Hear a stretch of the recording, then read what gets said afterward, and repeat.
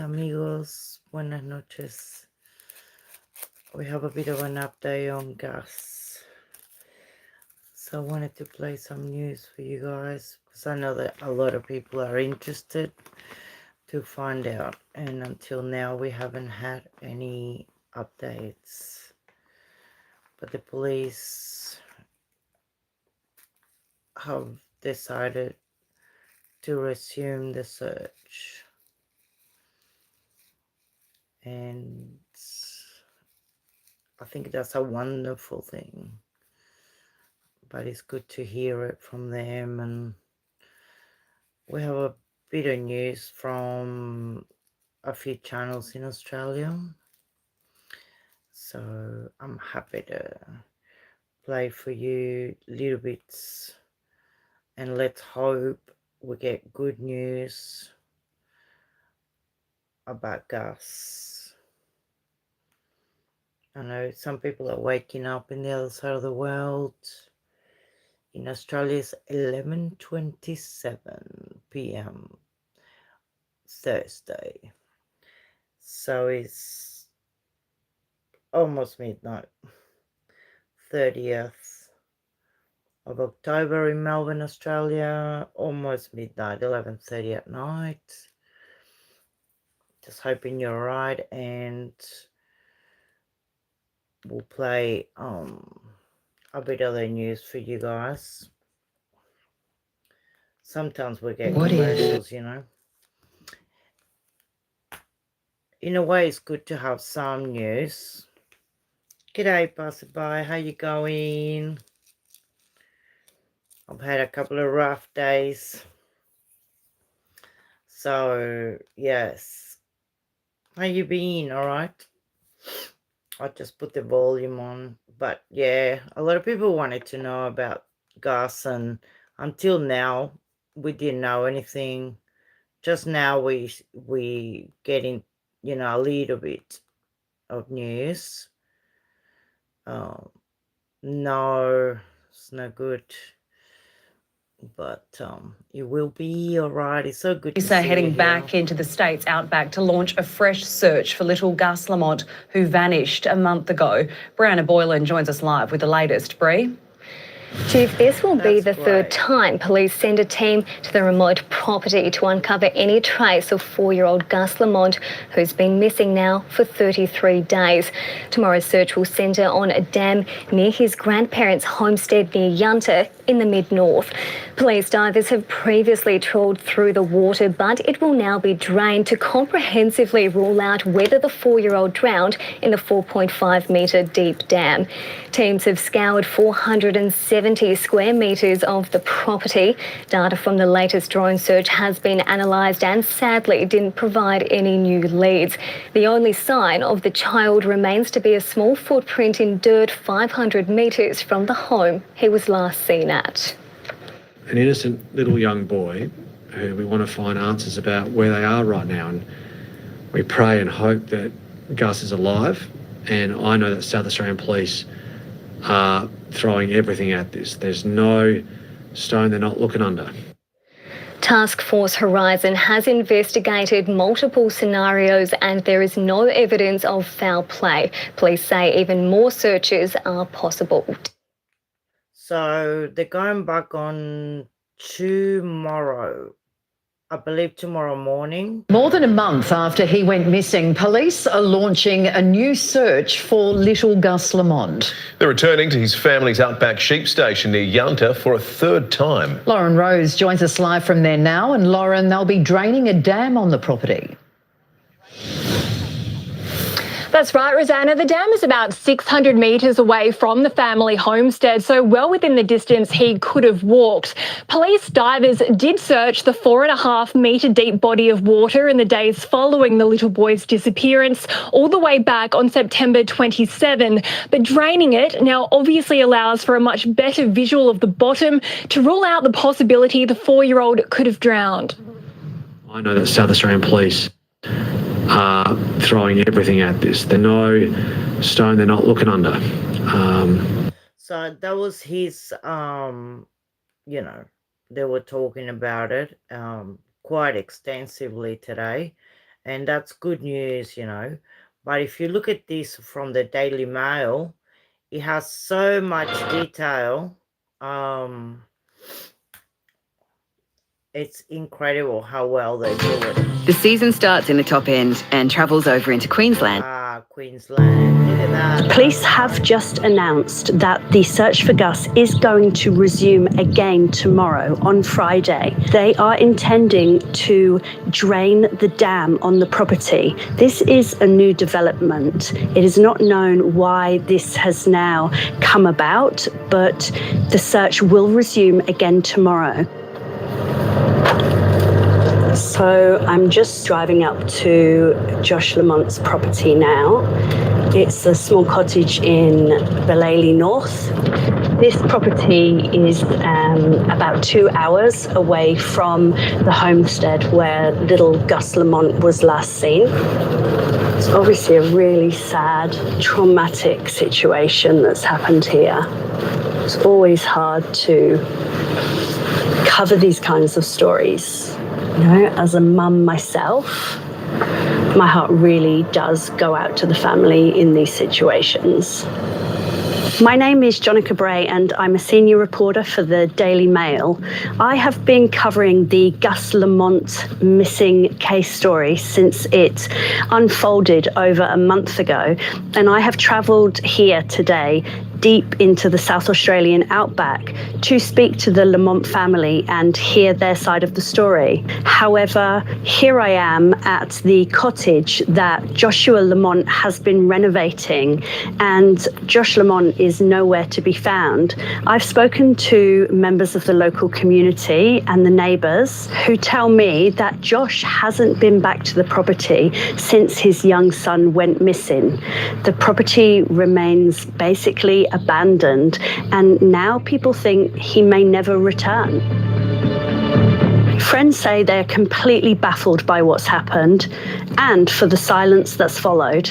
It's now been over a month since little Gus vanished from his grandparents' remote sheep station, Oak Park, about 43 kilometres south of Yunta. The 4-year-old was last seen playing in a pile of sand around 5:30 in the afternoon. Despite 2 major search operations involving police, the Australian Defence Force and SES volunteers, there has been no sign of him since. The only clue, a small footprint in the dust, believed to match the boots that Gus was wearing when he disappeared under his grandmother's care. Since that day, the family has remained silent.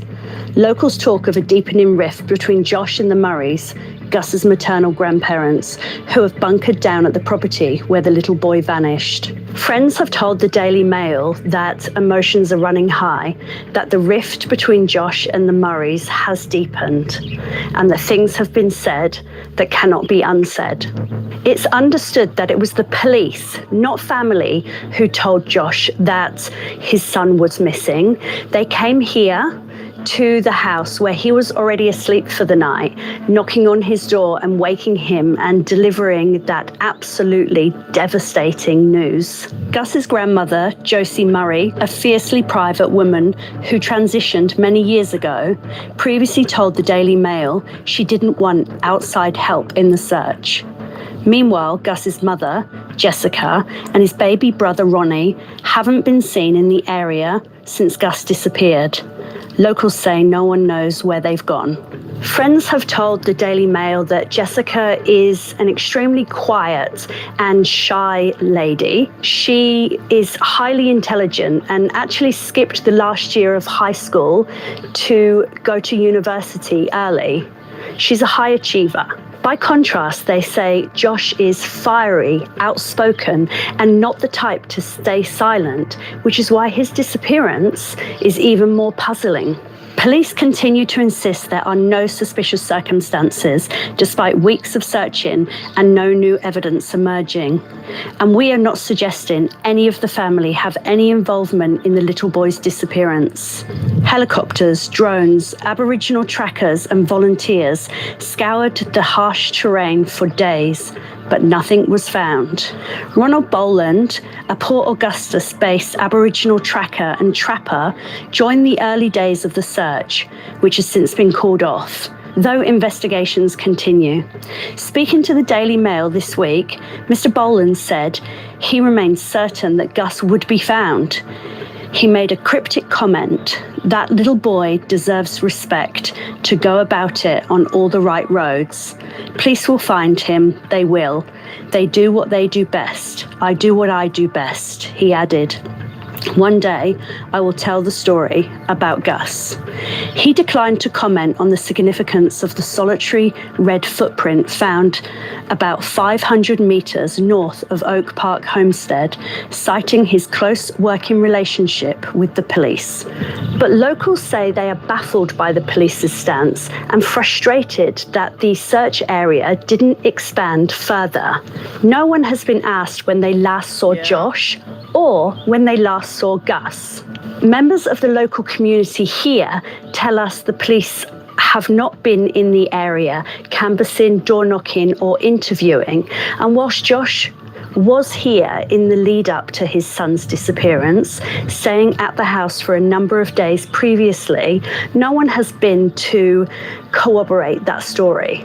Friends are now concerned for Josh's mental health and have been doing quiet welfare checks on the property. They don't know where he is, and they are really worried about his state of mind. Josh was renovating this small cottage for his family before Gus started school. Now it sits silent. Sheep wander the driveway, children's bikes lie on the back lawn, a haunting reminder of the life that he'd planned for his family. I don't think he'll ever come back, a friend told the Daily Mail. What's the point? All those plans are gone. He needs answers or he'll never be able to move on. Here in the outback, there are far more questions than answers. What's really happened to little Gus Lamont? The police have just announced that the search for Gus is going to resume again tomorrow, on Friday. They are intending to drain the dam on the property. The dam is 4.5 metres deep and has previously been searched by divers. This is a new development. It is not known why this has now come about, but the search will resume again tomorrow. I'm going to now travel to Yunta and then onwards to the homestead to see if the family wish to talk about the devastating situation that's unfolded and the update of what's happened. Shocking, isn't it? G'day. I'm in the dark here. Yeah, I was thinking that if they're doing the, draining the dam, they must have some type of information. They're not just gonna go again, because this is the third time they'll be going in. I'm not sure. But yeah, about the prints, I mean, even in my property, you always see prints everywhere. And it's pretty strange. Yeah, that's right. Even if they went diving, they might have not, seen anything. Well, at least we had some warm weather in Victoria. And it's good news in a way, because tomorrow morning they'll resume the search, I suppose. They might find something. They might find something that is worth looking for. And especially because you know what a dam is like. You can be in it and all the yabbies are there, and it's just something that... So all the prisons they're in lockdown. Yes, me too. Let's hope he's not in that water. But I mean, they don't think it's any foul play and And so, you know, the family's been very private. And like, you know, they said about the mum, she's pretty academic, Gus's mum, quiet and intelligent. Some people don't like the gossip. They know that once they go on the news, people start speculating and analysing every single movement they do, you know. But it's been one of those mysteries.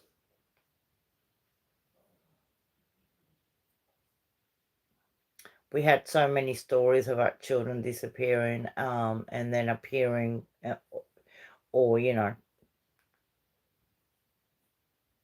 in very dire circumstances where, you know, but it's interesting, you know, like I played this short. She's some of the reporters that are saying they're going to drain the dam. Yeah. I like the Daily Mail. She goes there and reports and she talks to people as well, you know. But yeah, it's interesting. There's so many channels doing horrible stuff. Police will be stuff, you know. In South Australia's mid-north tomorrow to undertake a renewed search for 4-year-old Gus. They're going to be draining a dam which is about 600 metres from the family homestead to rule out that 4-year-old Gus drowned in that dam. Police say that draining it will allow a comprehensive visual search, especially in areas with underwater vegetation. The search has been ongoing since Gus was last seen at the property on September 27, and since then an extensive search has been underway with police, SES volunteers, and that's been from the air, on the ground and the water as well. Now, Ros, this dam has already been searched, but as police will go out there tomorrow and search this dam, they're hoping that it will rule out whether Gus drowned there. So the prison, I was looking at the other news. Did you see? I don't know. I try not to look at the news, but today we had some sad news. It's here. Oh, so sad. But, you know, it's difficult sometimes, you know, to hear news, but this is local, you know, so sorry. 17-year-old. So yeah, because I was there the other day, you know, behind here filming the cricket and on the nets and stuff. We begin this morning with devastating breaking news out of Melbourne. 17-year-old Ben Austin has tragically passed away after being struck by a cricket ball. Yeah, we go live to Andrew McCormack, who's at the hospital in Clayton. Maka, this is just a gut-wrenching story.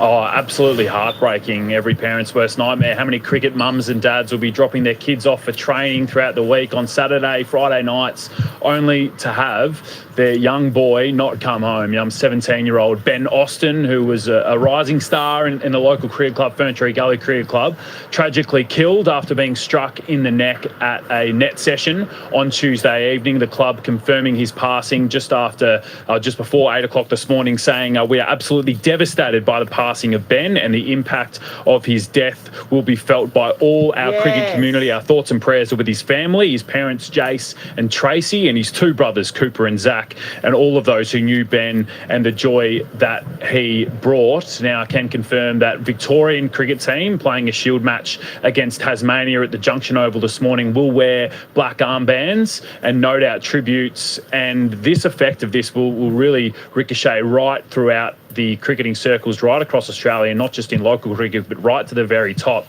You see shield games across the country today. Australia plays a T20 match against India tomorrow night at the MCG. So Cricket Australia yet to comment, but likely will have some sort of tribute for Ben tomorrow. And this is just absolutely devastating. As I said, how many, not only kids, but adults will head into the nets either tonight, Thursday night cricket sessions, you know, team selection meetings and dinners and stuff with clubs right across the country. And this is a 17-year-old boy who loved his cricket, loved his sport, was just such a likeable kid by all reports, and tragically he has been killed doing something that he loves. He was wearing a helmet at the time, so this incident eerily similar to what happened to Phillip Hughes in 2014. Of course, he was struck in the neck out in the middle playing a Shield game for South Australia against New South Wales at the SCG, so something similar unfortunately seems to have happened here. But the entire cricketing world, this will reverberate right across the world into places like India and England with, you know, so many people playing local club cricket. They're doing exactly what Ben did on Tuesday evening, heading in for a net session, and tragically he has lost his life.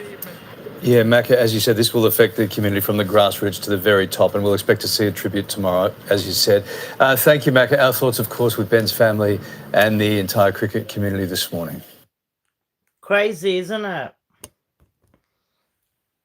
Exactly the same. So there must be something going on. Maybe they can wear like a shield or something. The helmet and the shield. It's not good. It's so sad. Especially down here in French Gully, you know. I was with you with the news, and so yeah. News normally are a bit, you know, but because it's a cricket season and they're playing cricket in the back everywhere, to see a 17-year-old lose his life while he's practicing, I mean, it's unheard of, isn't it? I got shadows.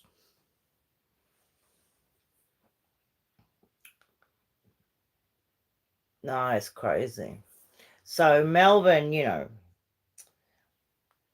we have quite a lot of drama here unfolding. A police officer has been taken to hospital after a wild home invasion bust in Melbourne's southeast. Witnesses have told 7 News 2 males repeatedly rammed a Sandhurst home and a police car in a bid to get away. A stolen ute about to cause utter destruction. Boxed in with nowhere to go, the driver repeatedly rammed a family's Sandhurst home before he turned on police. 2 officers were struck while they were trying to pull their offenders from the car. The cop got knocked to the ground and by the look of it hit the back of his head. The passenger fled on foot. Run, you motherfucker, run!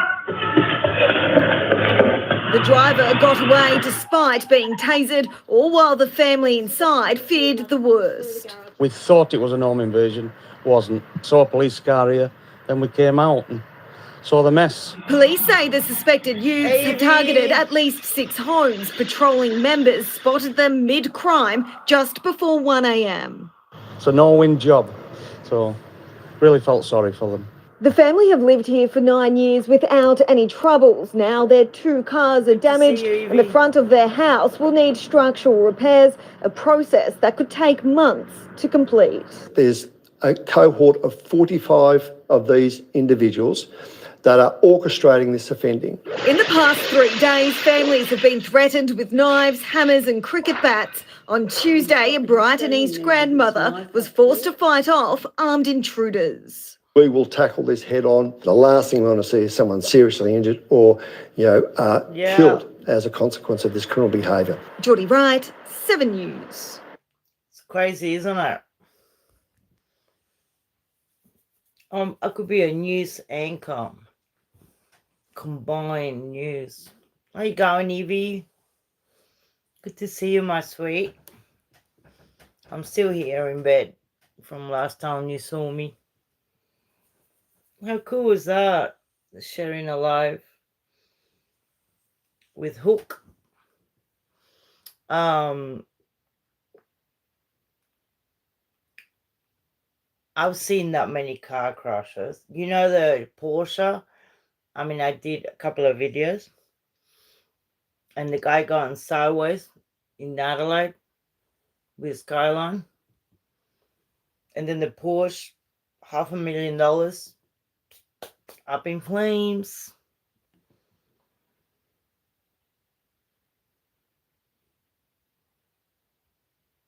Well, I need a castle. Oh, hey, oh, I had, the worst day I had in a long time, Evie. But I'm good now. Thanks for asking, sweetheart. Oh, it's horrible. I was watching all my videos because I've got a list with dancing salsa, and I thought I haven't done anything really to damage my leg. All the movements are good. I'm a, very active tennis player, volleyball player, runner, walker, swimmer, whatever. And since the tumor was in my leg and they took it out, and now apparently they damaged the gluteus medium, and I've got tendinosis. It's called. It's not tendinitis, it's tendinosis. That means that the muscle was hurt. Yeah. And then the tendon wrapped around that muscle on the trochanteric region was pushing to hold the muscle. So it was stretching. And the pain is, so they said it could take up to 6 to 9 months to 18 months to recover from this. So yeah, I've spoken to the hospital. They're trying to get me in. If I do exercises to get better, it takes about 9 months to a year. If they operate, it takes even longer. You don't watch the news, Evie. But there was an update on Gus Lamont. The 2-year-old that went missing in Yanta in South Australia. So they're resuming the search tomorrow. Thank you. Nah, I'll be all right. You want to get up and get going. But I was in the garden today and I was laughing because I found this caterpillar. Either he was high as a kite or drunk or whatever. I don't know about caterpillars. But he was spinning so fast and then he started going down, but there was nothing holding him. So it would have been like silk that he was doing. And I got a close up and you can see everything. And of course, spiders. I love them. I love to know where they are and what they are. But spiders don't come and get you, So, yeah, it's crazy. But the good thing is, right, that, I love this commercial. It's Queensland. Passerby is in Queensland, Evie. Whereabouts are you? Oh, I love this. Oh, look, Darwin, Catherine. I haven't seen this one. Oh, I love it. Look at those mangoes. I might try and play Tasloda for Christmas. Oh, you're kidding. You got to put it on your channel. Tree after tree, row after row, all summer long. There's no shortcut to picking the sweetest, juiciest Aussie mangoes for you. So, yep, we're in it for the long haul. Good on you, mate. Police are heading back into the state's outback to launch a fresh search for little Gus Lamont, who vanished a month ago. Brianna Boylan joins us live with the latest. Bree? Chief, this will be the third time police send a team to the remote property to uncover any trace of 4-year-old Gus Lamont, who's been missing now for 33 days. Tomorrow's search will centre on a dam near his grandparents' homestead near Yunta in the mid-north. Police divers have previously trawled through the water, but it will now be drained to comprehensively rule out whether the 4-year-old drowned in the 4.5-metre deep dam. Teams have scoured 470 square metres of the property. Data from the latest drone search has been analysed and sadly didn't provide any new leads. The only sign of the child remains to be a small footprint in dirt 500 metres from the home he was last seen at. An innocent little young boy who we want to find answers about where they are right now, and we pray and hope that Gus is alive. And I know that South Australian Police are throwing everything at this. He seems pretty sweet when he talks, you know, this bloke. This blokey bloke. I do a lot of cooking, and I've got it on my cooking. I think there's a list where I cook at home, and I make gnocchi, I make crumb steak, schnitzels I call them, and then I watch it and then I want to eat it. Oh, I don't know if I can show ABC Science, but this is a pretty cool magpie story. And then this is brilliant. This is part 1. I Catch Killers is cool. He's pretty good, Gary. But check this out. If we don't get any more Woolies commercials. Anyway. Oh, bugger that. 27. I was about to roll a smoke. How you guys been? Yeah, I had a funny day. Well, my youngest son came past today because he's going to Japan tomorrow with about, I don't know, 8 or 9 friends. Him and his fiancée and his friend and his wife. And they're all going to Japan. And so I put my order in for full body armor. I love manga. Alchemist and Death Note. I love Death Note. I like Ryuk. I don't know if you guys know Ryuk. I love it. All right. Well, this is crazy. Oh, isn't that nice? Yeah, as a mum, you feel a bit weird, you know, when they grow up and you don't see them. Like, I haven't seen him for ages, and because I've been so sick. Not sick, but yeah. You know, they're busy with their lives and their missus and the missus family and all that. But yeah. Death Note is great. Love it. And the Full Body Alchemist is great. Oh, hello, my jet set. Yeah, oh, you know me.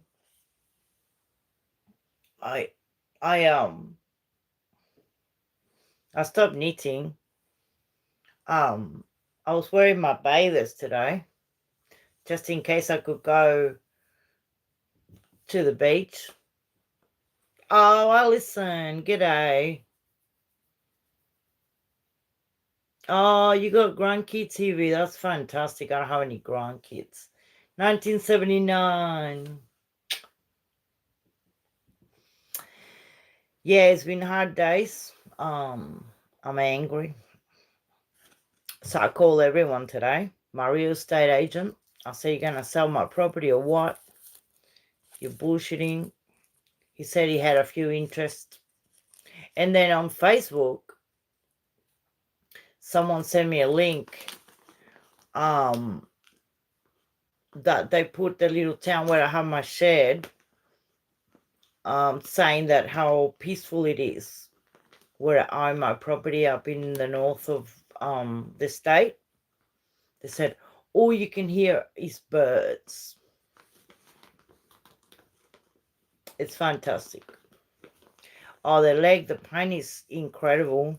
I did contact Pete. He's my support mate from England in Manchester. And he said, oh, no way you got that. I said, yeah, can you believe it? Oh, God. I'm against hard medication, and I have to be on it. So, makes you a bit awkward. You know, makes you feel like,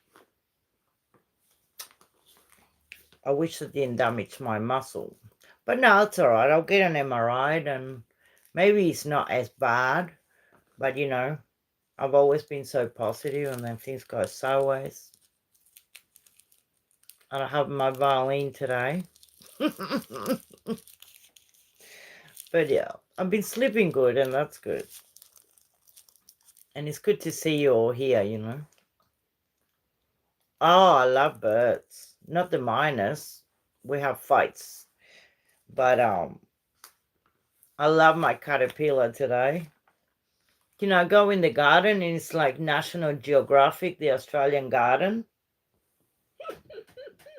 It's funny. You find spiders, caterpillars, bugs. All the ants are out. I don't know why. It's been raining like crazy. And I was thinking about Eric today, the docket, because the news here. I did go on X and comment, because every time you guys are there, I'm asleep, I think. I haven't been well. I've been thinking about Webby. Right. It's so funny.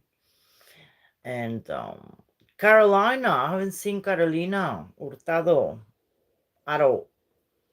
So just hoping she's good. Jet Set. The music is so good too, you know. Yeah, that's right. Like now it's midnight. Well, it's upside down, but yeah. It's midnight in Australia. 003. But I was happy, you know, I did my hair. Everyone, this is Evie from Australia. We got Passerby in Queensland. Evie in Melbourne. 1979 ACR is in Ohio. Jet Set. Ugh. How come I forget where people are? I know that Nancy's in Texas, and she was here before. She was watching my video, and she goes, I can't do spiders. I pass. Hey, oh, you're in Seattle, that's right. And, I haven't seen Janet. I hope she's all right. I saw Thomas a little bit, and, yeah, it's good. It's good to see you guys, you know. We had such a big group of people on a big channel, Evie, and YouTube just decided to go a bit crazy. Yeah, a lot of people don't like spiders. I like most creatures. I don't like rats. I'd rather 10 spiders to a rat. And I don't like hair.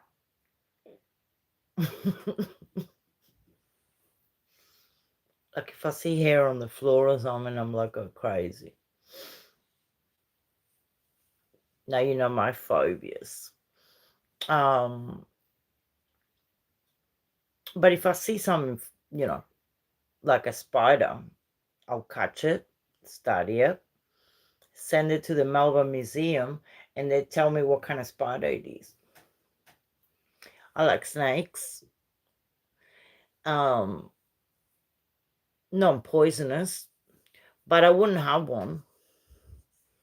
I had a friend that had a snake, and she had a python, and the snake was in the bed with her. I'm like, no. And apparently she was lying down, and the snake was lying along the body, and she thought, that's a strange, thing to do for a snake. She went to the vet and asked, why is the snake, lying down stretched out? And the vet said, well, she's measuring you to eat you. Not that she will, but that's something that, snakes do. They measure what they're going to eat and probably figure out how they're going to fit it in their tummies. Imagine having a snake, because I've got mates that have snakes, and the snake is measuring you, and you wake up and you got this snake, even if it's your pet. No way. No. But yeah, I don't mind spiders,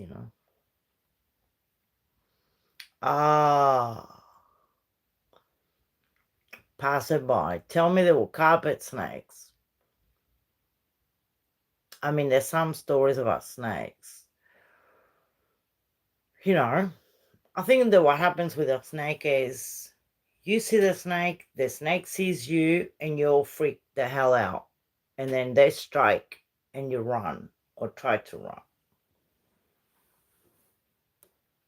Yeah.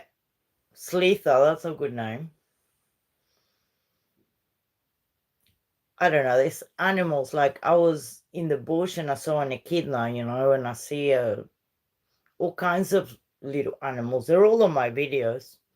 Little shorts with echidnas hiding, or kangaroos coming into my front yard and they're all looking at me. It's like, Ma, you're trespassing again. But where Passerby lives up in Queensland, they got everything up there. They got the whole lot. They got, oh my God, the frogs. In Queensland, I was in a shower in Mackay. That's far north Australia, Queensland. And, you shampoo your hair. And when you're shampooing your hair and you can't see, and I went to grab, the soap, and it was a frog. And I felt the thing moving in my hand, and it wasn't the soap, it was a frog. That freaked me out. Christian, Chantal, hola. Soy de Yucatán.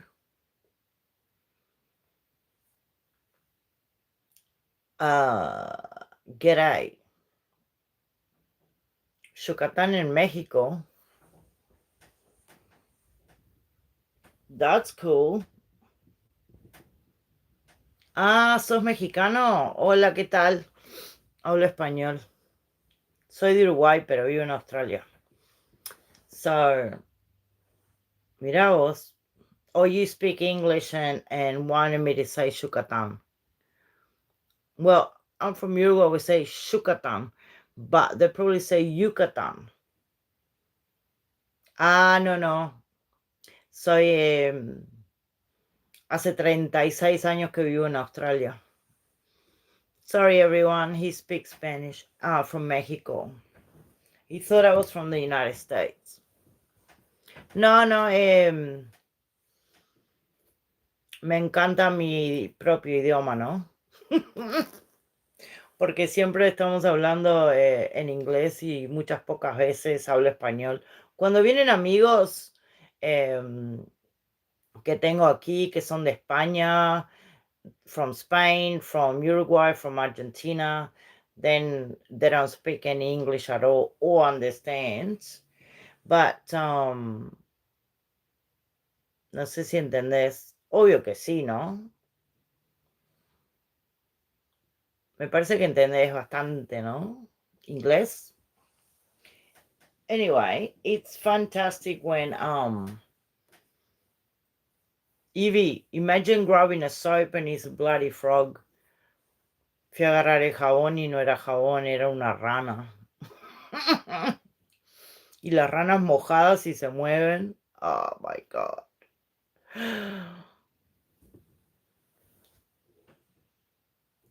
The other day I was speaking Italian on another live, and then there's a girl from Brazil, pero el portugués es difícil para mí. Yo lo entiendo y lo hablo, pero I speak 4 languages, right? And I cannot speak French at all, but I speak Portuguese, Italian, and Spanish and English, but Portuguese gets mixed up with Italian. You know, and another time I was talking, well, I had a partner, he was from Mackay, but for years, and then we broke up. But we were on the phone, he was very funny. We were on the phone, and he goes, oh, hang on, there's a snake in the bathroom, same as passerby said. And I thought, I'll let you go. He goes, no, you're all right. He went and grabbed a broom, and he was talking to me and fighting the snake at the same time.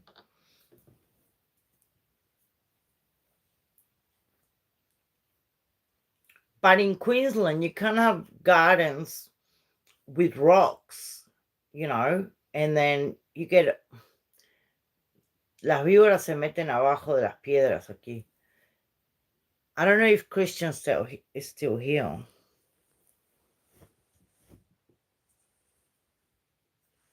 My God. I'll be like this, running for my life. I watch the pictures sometimes when I relax and I'm in pain. I just watch the Google pictures. But it's good to have... I like frogs. I don't like the toes, those cane toes you guys have up there. Gosh. It's crazy. You see my bedroom mess? There's someone that has, Jet said, there's someone that is scared as well of frogs. So, oh, beautiful. Good to see you, Alison, my Alison. I hope you have a great day. Yeah, I'll keep you posted. I just feel,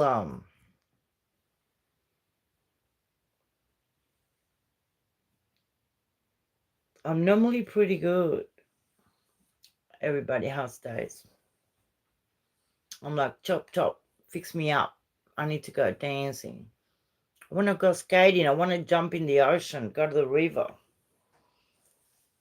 You know. But it makes my day when I see you guys. You saved my life. Many times. And it's good that we can catch up, you know what I mean? Check on each other. What's it? Oh yeah, this is oh, my speaker turned off. Yeah, this is crazy. Insane news. Check this out, if I can get it. All of the state's 36 prisons are tonight in lockdown. Staff walking off the job furious over an attack on 4 of their own. The situation is being described as catastrophic. In some facilities, just 6 staff are looking after hundreds of prisoners. Inside Cessnock Correctional Centre, an unprovoked attack on 4 prison officers, leaving all men hospitalised with fractured eye sockets, cheekbones and broken noses. 2 of those officers will never work again. Inmate Cameron Welsh handed a community-based order by a magistrate. The 26-year-old won't serve any additional jail time for the bashing. He now remains at Goulburn Correctional Centre, the state's most secure prison. But he could be released into the community tomorrow. as a result of this decision. The Commissioner of Corrections will be filing an urgent submission opposing the release of the inmate. That didn't stop 5,000 officers walking off the job for 48 hours in disgust. Every public facility in the state affected. This is a slap in the face to them. The government also believes that an independent judicial decision of a local court is not the basis for a statewide industrial strike. This problem is not going to get any better. The government has to act on this. Inmates locked in their cells, some centres normally staffed by 50, now down to just 6, with serious concerns for prisoners at risk of self-harm. We have skeleton staff on the ground providing all the essential services to keep prisoners within the system safe. There are grave concerns that this action would bring the entire court system to a halt, and the local district and Supreme Courts would not be able to operate tomorrow. The state government sought an urgent order to stop the strike action with a hearing held before the Industrial Relations Commission. In a last-minute decision this evening, all corrective officers have been ordered back to work. The union now recommending staff return by 6 a.m. tomorrow. But as we go to air tonight, the prisons are still in lockdown and inmates are confined to their cells. And as for the man who assaulted the guards at Cessnock, he will not be released tomorrow and will have his parole reviewed in the coming days. And it's hoped the public prosecutor will appeal his sentence. Amy Clements, thank you. Righto, Beth's on. We are on here. Surely the Dabblers aren't having this. Hey, you better believe it. Crazy, right? And I don't know if you notice, but when you go and see something, it says 10 hours and 37 minutes, right? And here, 25 hours, 46. I don't know if you see it. Hang on. Like, YouTube is going bananas or what? Oh, I don't know why I can't zoom. Anyway.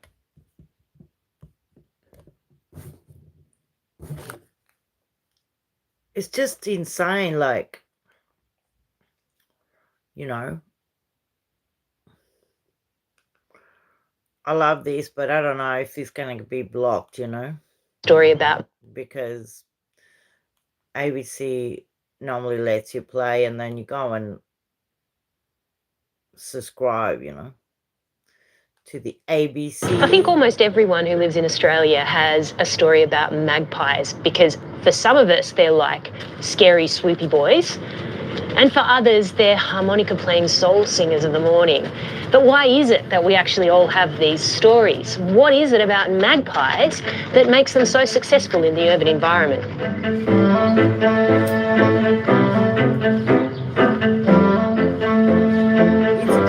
If you were a magpie flying over this park, what would you see? What I see is almost a perfect landscape for me. Yeah. So what parks kind of represent, and urban parks represent, is almost perfect magpie habitat. Because you have large fields of grass, which are perfect for foraging, and then you have trees that align it, which are perfect for nesting, and for looking out for predators, looking out for everything else. Yeah, we've like created this perfect magpie places, haven't we? In the city, this kind of prime real estate is hard to come by. And over 100 magpies now vie for space here. Territories are really specific. Say every 200-300 meters, you have a new territory start.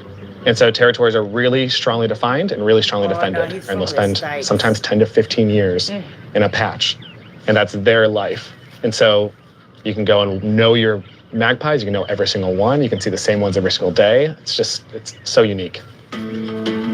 Magpies spend 24 hours a day, 7 days a week, 365 days of the year defending their patch. And Farley and I are about to walk straight into the combat zone. So right now we are exactly in between two territories. So we have the group we saw earlier to the right, and this new group to the left. And so we are sitting directly in the battle zone, right on the territorial line. And it kind of sits right now for us visually on this shadow. And pretty much anybody that wants to cross that line is entering another bird's territory. So these birds are defending it as much as they possibly can. And primarily they're just kind of shouting at each other, but they're also fully attacking each other. So they're also looking for a single bit of weakness, which is, you turn around, I'm going to get you. Yes. So they're always looking for an opening to attack. That's true. All right, my sweets. It's good to see you. Passerby, you have a day off or something? Oh, you're on afternoon shift, aren't you? Yes. You start at 11. And maybe just finished.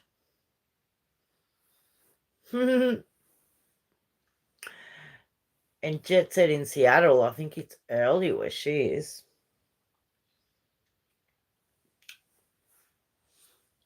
Everybody's starting their day. That's right. I love it.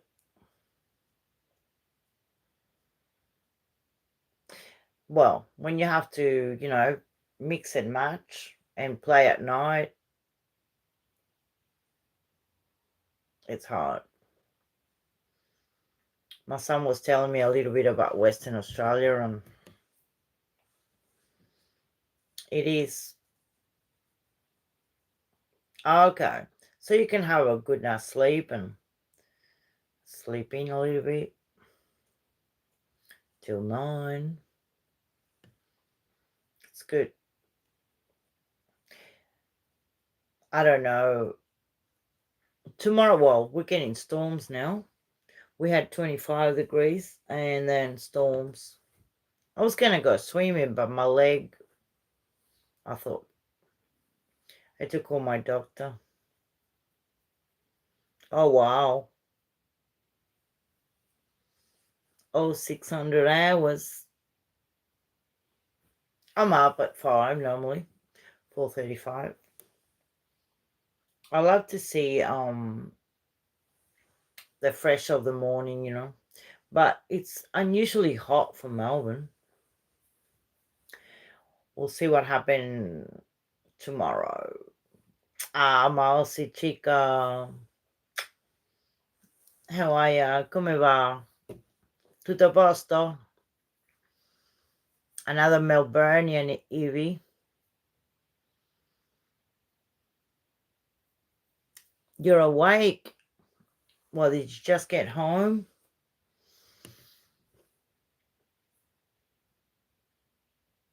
Oh, yeah. Did you? Did you see me on the channel? I couldn't see the chat. Or did you watch it after? Evie is also from Hook's channel.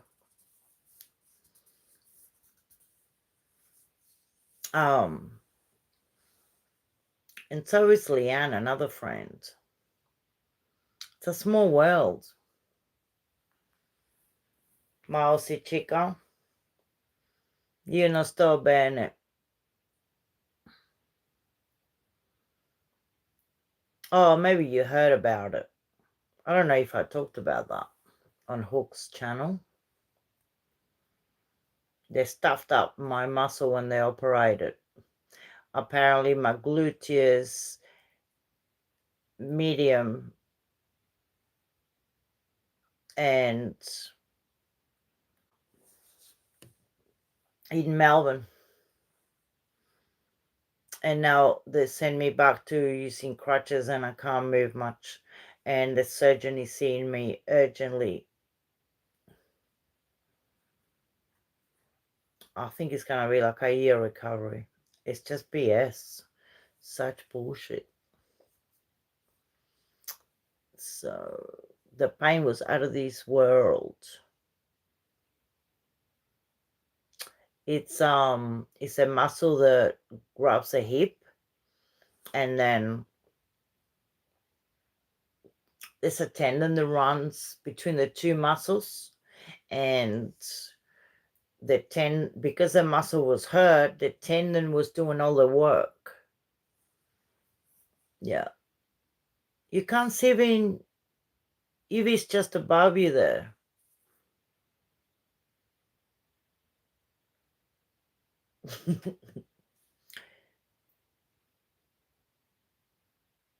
I'm sure you can see Evie. Can you see her now? Isn't it funny? Melbourne midnights. Black coffee midnight. Oh, that's weird. Can you see? Yeah, she said hello to you. That's so strange. But anyway, oh, I was hoping to go walking, do some dancing, lose some weight, like 20 bloody kilos I need to lose. 2 years without moving, and now they're telling me, sorry, you need to raise your leg and don't move. I had to buy a pillow to put between, it's weird.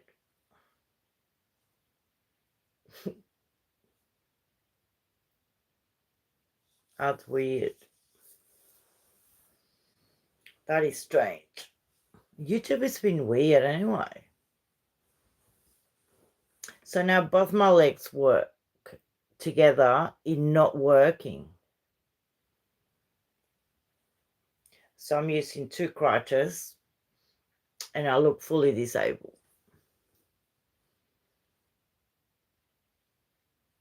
Manager la miseria. I can say so much today. I called my real estate, my doctor, everyone.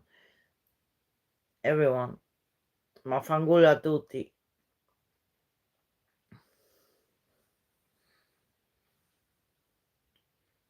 Un dolore nel cuore che mi fa male. Così stava oggi.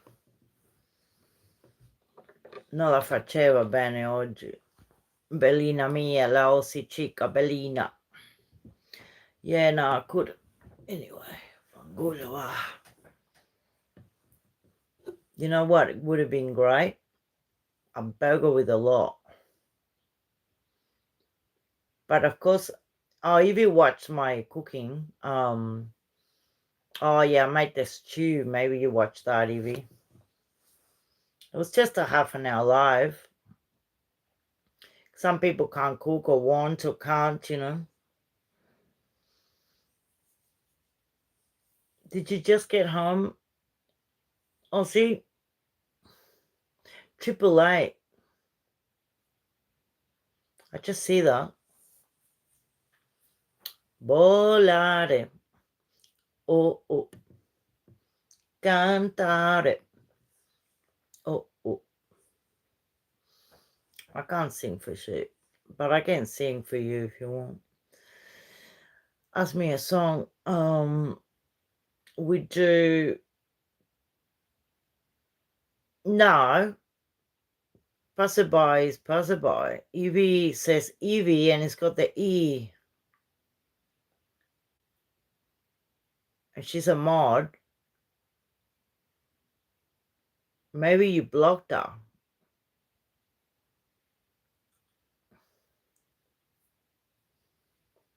I don't know. I don't block anyone.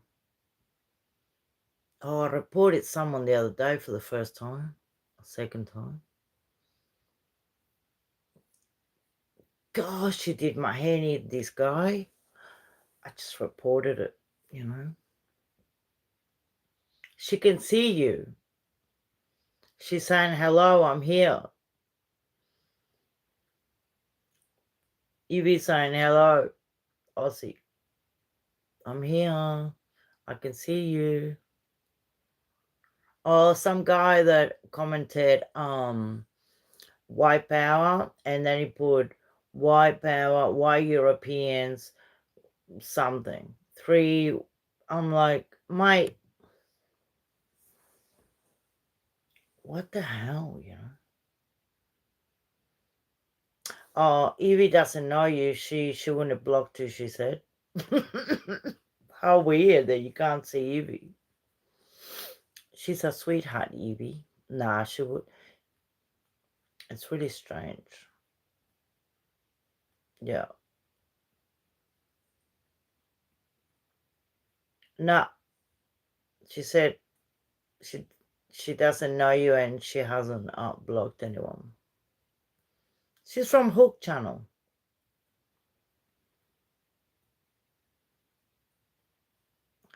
Yeah, have a look, Aussie Chico, if you can see the settings. I'm not sure. It says Evie, Christian, no sé si está todavía porque me parece que se fue el mexicano. No, I see everyone. You know, sometimes I can't see. I don't know, one day I was on and everybody was talking and I couldn't see anybody. Just two, I think.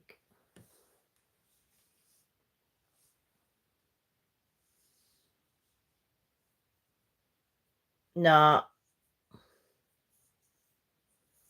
Who knows? Look at me, I'm wearing bathers.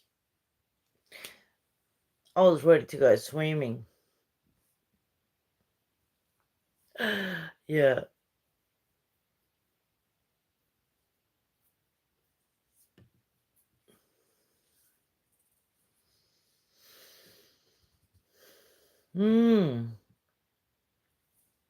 Because it was hot. So what I do when it gets hot, like, you know, the beginning of the heat, I wear bathers forever until the cold comes. What's the point of wearing anything else? Easy to wash and it dries very fast when you're wearing bikinis or one piece. I want to get Speedos. A friend wants to start a GoFundMe for me. And then today I was so looking at stuff and I thought that wouldn't be a bad idea. I was looking at it's like laser to get rid of pain in Turok. They do laser, you know. You can't wear Speedos. That's hilarious. You can wear Speedos. But they're very good.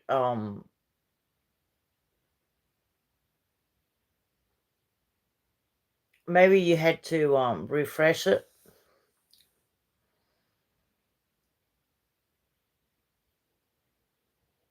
Yeah, I'm the same. I had to block someone on my chat and there was no one, no mods on my channel when I was cooking. And this person must have been, I don't know, her name was Lauren something, right? And, right. And, Lauren, like a normal name, right? She comes into the chat and she goes, why don't you shut the F up? She wrote. I'm like, I'm talking about potatoes and vegetables and corn. What bothers you, sweetheart? Anyway, I blocked her. But I should be able to remove people forever. You know. No, it wasn't her. The pain is so bad, I'm over it. Don't know what else to do.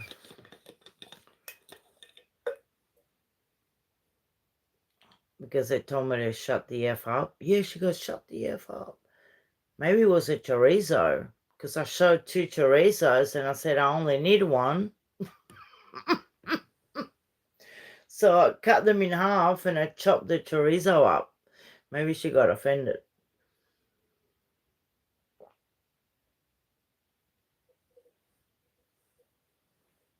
Oh, yeah. And then she goes, you know, like it's not the first time I get told to shut the F up. teachers used to tell me, cállate, cállese la boca, González, because that's my surname, González. Out, para afuera. I'm like, what have I done? You know? Yeah. It's so funny. The chorizo la molestó. Or maybe I was cutting beef and she was a vegan, you know? I mean, when I cook, I put beef and chorizo, you know? Me either. So, if you're vegan, just remove el chorizo. Don't eat the chorizo. That's fine. Don't eat nothing. Just the veggies, and that's it. Because the vegans come, you know, in force. And that's fine, sweetheart. I hope you come down one day. You know.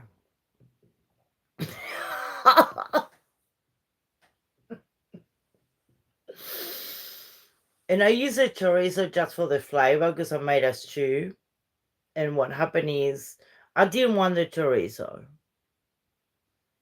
Well, it was one chorizo, maybe 7 pieces. And Willow, how you going? Good to see you. How's your head?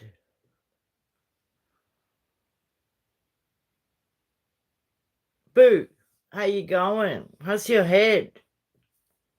Hope you're alright after the bump. And I was chopping the chorizo like. But anyway, oh, that's good. Oh, Willow got hurt, crushed against the pole and broke the pole. That's how you do it, isn't it, Willow?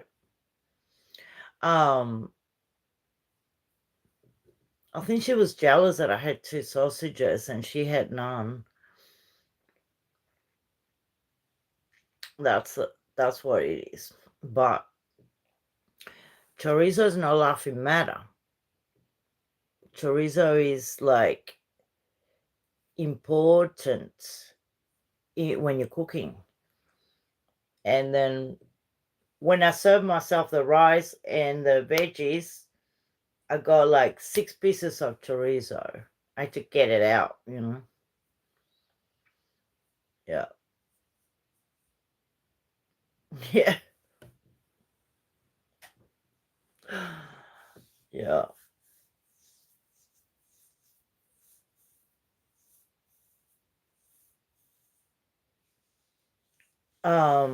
Who's Samish?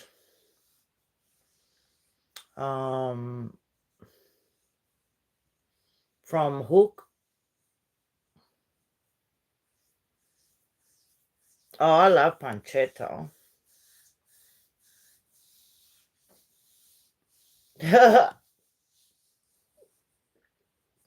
Probably. She goes, shut the F out. I'm like, okay. It's my channel, bitch. I can chop chorizo if I wanna, you know.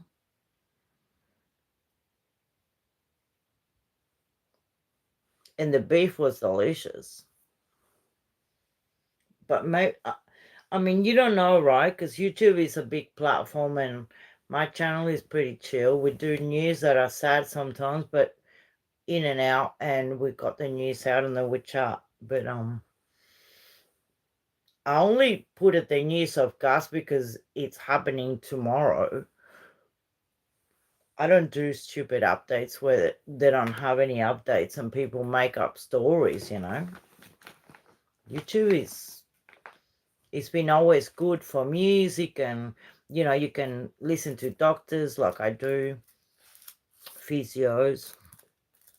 I get help and I help others, you know. But then you get these people that didn't have a good sleep, you know.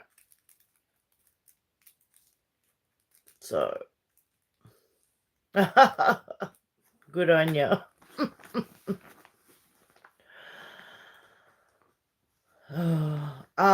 Hook is a channel here in Australia, Jet Set. Yeah. And because I don't, and I'm always careful what I type and what I say, you know, because my live stays up, and so the comments also come up because people can watch the live after, and you swipe left and you can see the conversation. Actually, Aussie Chica, I went back to the live we had the other day and I deleted that comment you told me not to read out loud. Okay? I had to delete it. Okay. Yeah. Hey, Willow.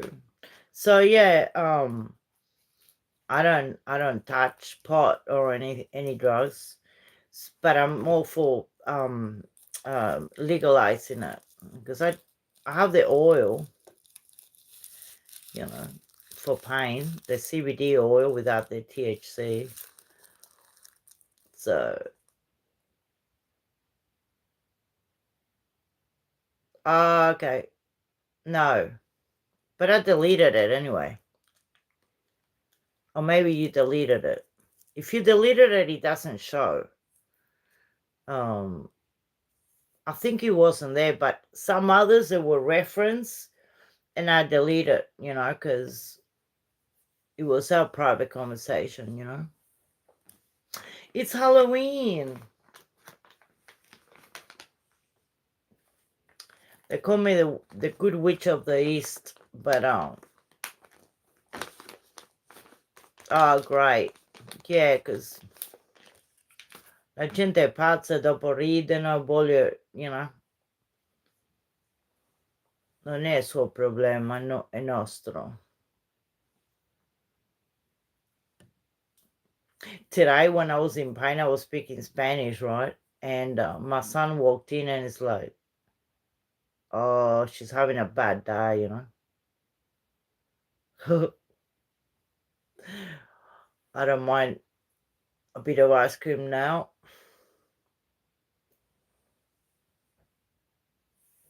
Yeah, I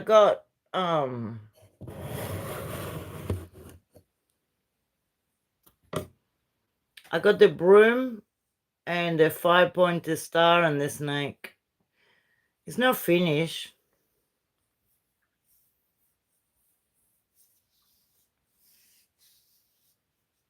Nah, it's all bullshit. Nah. Oh yeah, well, you know, there's a lot of police around the world.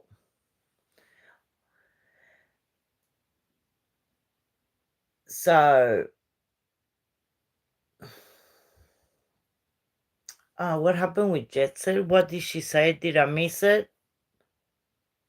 Okay. So, that's pretty good. It's not legal here.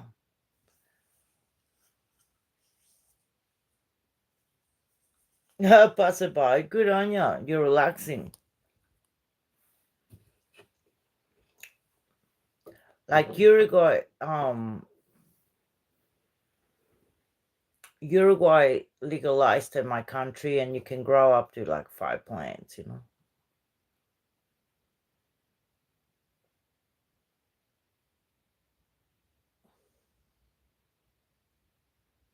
So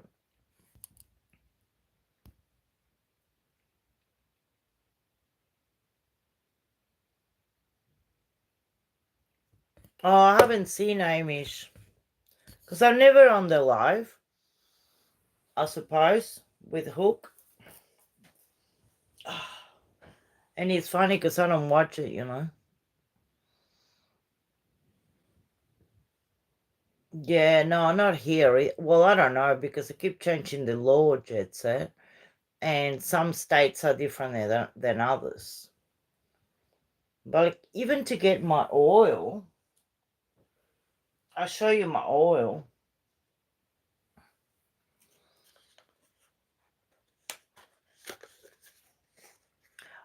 I might cook some curry, Willow.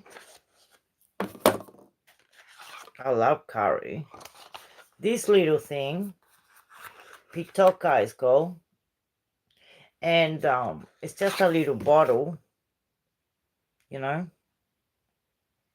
So this is $180. And there's not much left.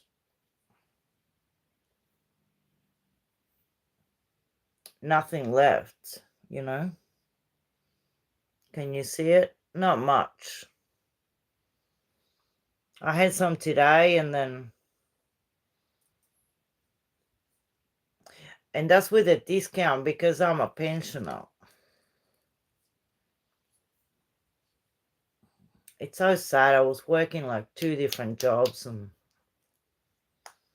so, you know, I have to get like that much, which is like 30 meals. You can go 40 meals.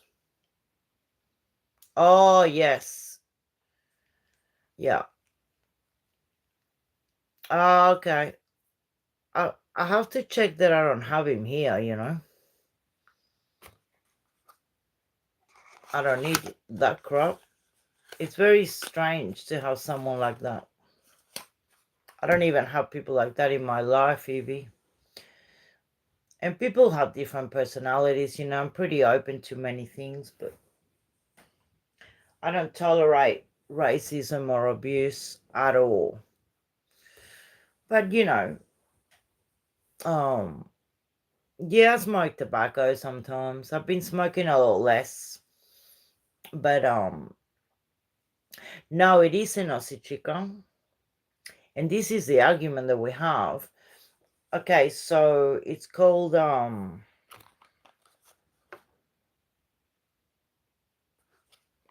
Alternative. They're in,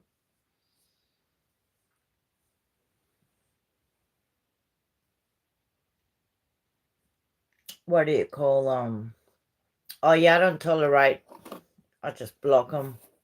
Enough crap we go through. But yeah, the initial consultation is like $25 on special sometimes, and then they'll send it to your house. I got a little card that says I can have it. But yeah. Oh, really? It's strange, isn't it? People have nothing better to do. I never did that even growing up, you know. Hey, Aussie chick, I did my hair color, but it's not blonde. It's kind of like a brown.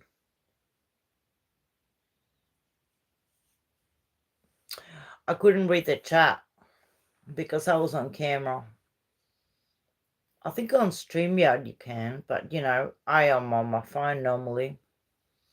Ah, okay. What's his name? Big Boy, okay.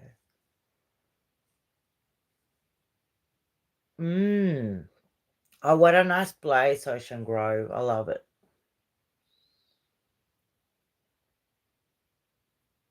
Yeah, it's a bit lighter in the sun. I thought I'd try a new color, and then it was L'Oreal 8.1, and then I go to where I save the little bits of the color that I buy, and I already had that, you know. I can't pass it by. It does me no good in my head. It's so strange. Like I get paranoid and sick.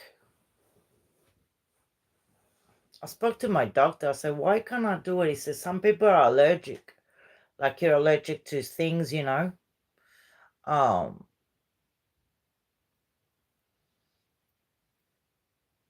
It would be great if I could, you know. My kids try to give me one. And say, come on, Mom, you know, you need to relax and the pain away. This is because of this degeneration. It was so bad, my neck, my lower back, and I had doctors coming in to give me injections to actually be able to move. And they gave me something, and I don't know if they baked something. And I was starving. But I didn't want to eat. But I was starving, you know.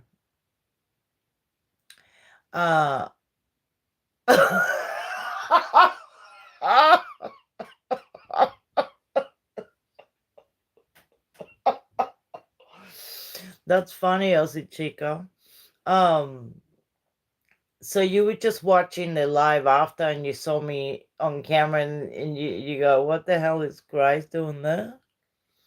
That's hilarious. That's fucking funny.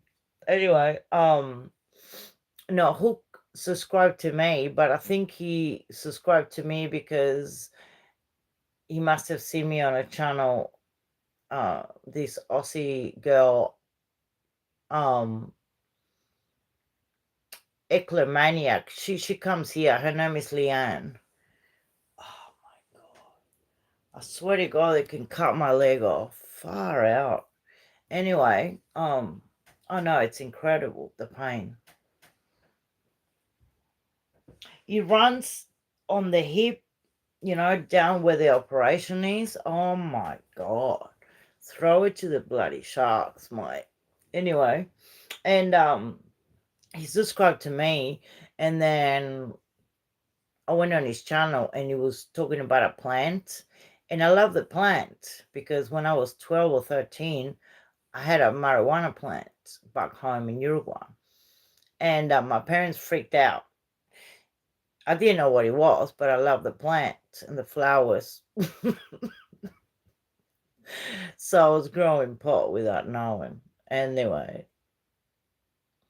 So I thought, what can I have the plant if I like the marijuana plant? Just to have a plant like I have geraniums, you know, or cactus. It's so funny. So anyway, I went on his channel, but I don't smoke pot. And he does, and he promotes it. I don't promote nothing. Not even, I don't promote anything. Peace and quiet, please. But yeah. It's so funny.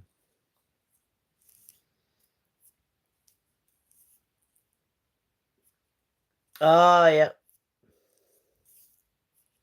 Oh, yeah, I was timing myself out because I had a bit, I think, and then I thought, okay.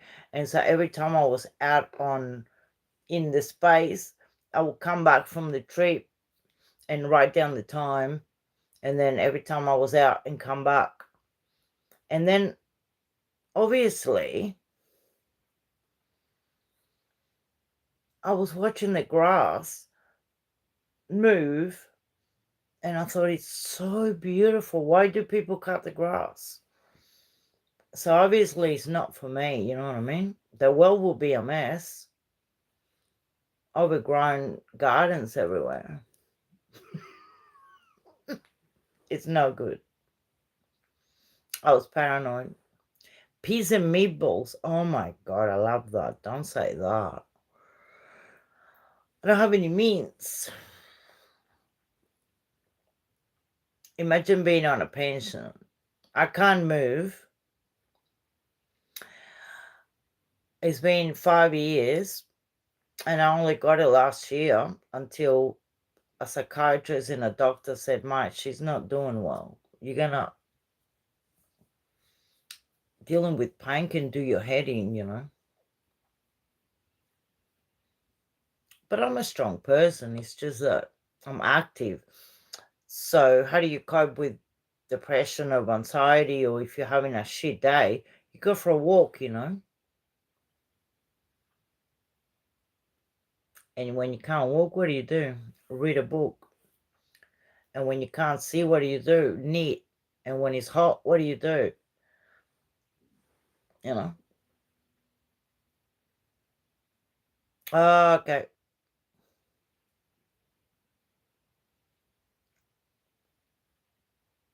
Okay.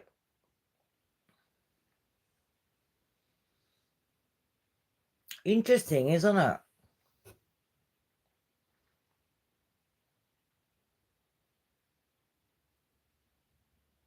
Yeah, I am.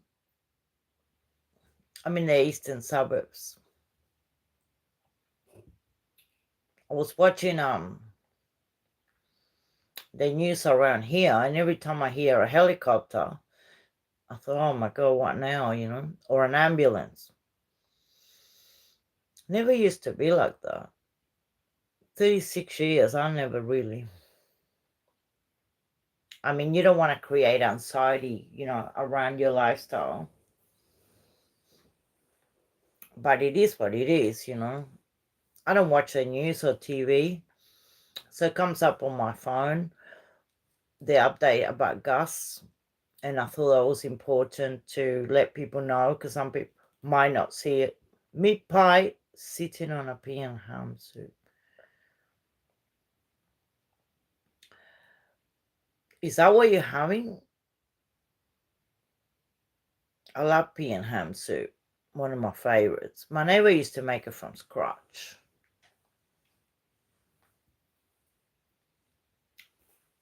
Melbourne is great. I love Melbourne. We got so much here, you know. You know.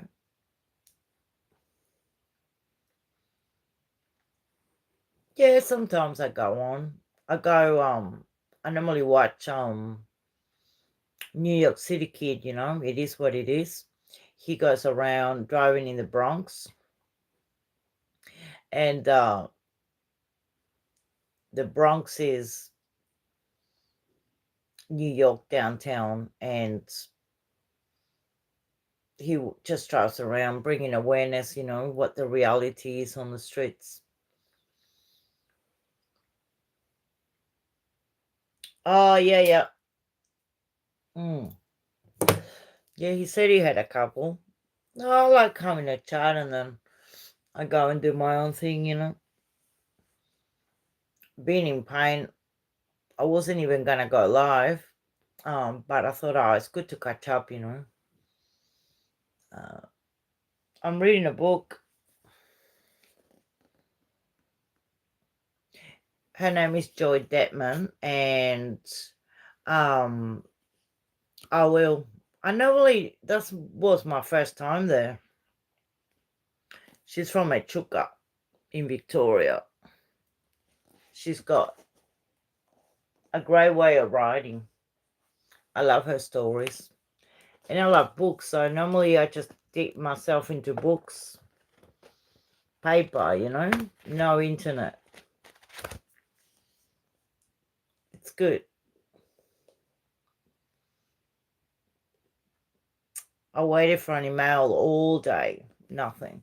She said, actually, I put it as a post. You can have a look on my community post. The letter and what the nurse said and everything. And then she said, we'll let you know the minute we can bring the appointment forward. Should be this Monday, you know. It's Friday tomorrow. At least they call me tomorrow and say come Monday. Because my appointment was originally the 17th of November. And bringing it forward means the 10th or the 3rd, right? That's it. So they know that. But, you know, this is one of the things they explain to you before you have surgery that can happen. And then you sign a paper. And I said, please do the surgery. I don't care what happens. Because the pain with a tumor was 2 years I couldn't walk. So, you know. Oh, yeah. But, you know, somewhat easy to win, passerby. It's just that Because like I said, you know, they'll explain, you know, that's right. And they wouldn't operate for 2 years, you know. Yeah. But no, I mean, the surgeon is brilliant. What she did was amazing. When they did the x-ray at the hospital the other day, they said the bone looks amazing and it's like, you know, the graft that they did with the cadaver bone, they can't even see it. They can see the little screws and stuff. But no, everything looks good. So my bone is perfect, which is good. But yeah. I'm trying to think. Yeah. I stuffed it up with a walk that I did. But I mean, if you don't know, you know, like a true mechanic.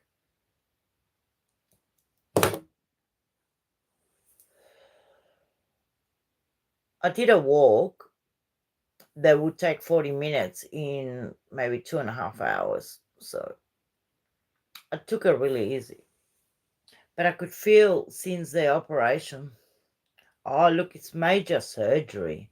They open your leg, they cut your bone, they cut the muscle. It's crazy. And I lost so much blood.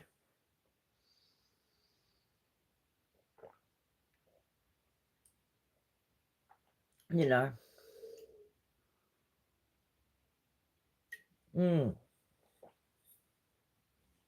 Yeah, that's right. The after when you have menopause, your tendons get they don't get estrogen and they get very dry. So a lot of yeah, but I stopped, I sat down, you know. I was out for 2 hours. It's just here, down around here, around the block. Just went to the coffee shop and the garden and stuff. But I know that after a certain age, some people get it, you know, just by walking. And when you're past a certain age, like me, whoops, I got a touch lamp. I always turn it off.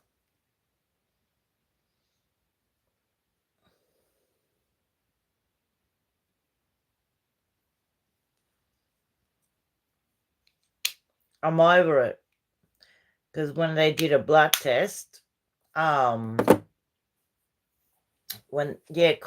that's right. Yeah. That's what I'm going to have to start getting.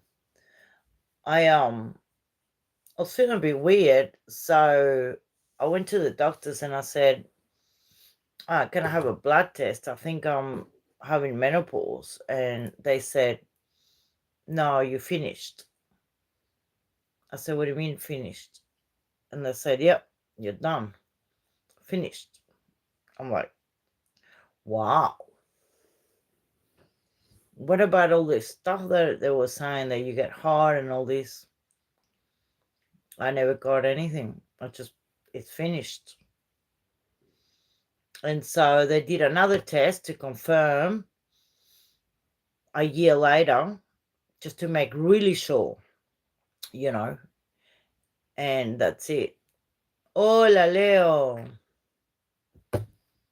¿Cómo andás? Te estaba extrañando ya. ¿Estás trabajando? I thought you'd be at work, Leo. How you going? Good to see you. Que a veces entras y te vas y no te veo. Hermosura. Ah, qué divino. Yeah. Nothing, zero. No, niente. Tutto finito. Finita la festa, chica. Así que estás trabajando, Leo. Ah, brava. Leo is Mexican, but he's English is perfect. He lives in Florida, Estados Unidos de América. ¿Cómo estás? Es tan lindo, Leo. Divina persona también. Don't tell me off for smoking, así, chico. I haven't had a smoke in a long time. No estaba bien, Leo. Estuve muy mal. Pero ahora me puse un poquito acá a hablar con la gente, ¿viste? Para saludar y eso. ¿Sabes que cuando me operaron me rompieron un músculo, parece? O algo así. Y estuve en el hospital el miércoles y ahora, no sé, estoy esperando que me llamen y ver al cirujano.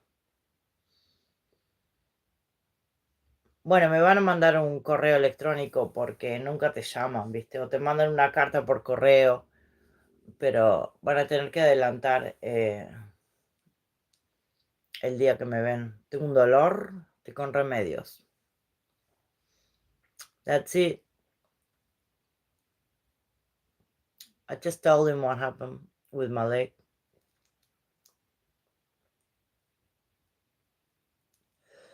Managgio la miseria, no? Look at that. I flip when I see things like this. That's a cave, I think. That's bloody real. Qué locura, ¿no? Bellissimo. Ma no se mangia.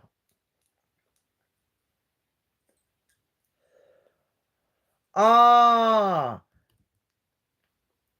I didn't get it in Discord. That's weird. I didn't. When did you send it today? Discord doesn't tell me sometimes. Ahora me voy a fijar. Me puse feliz.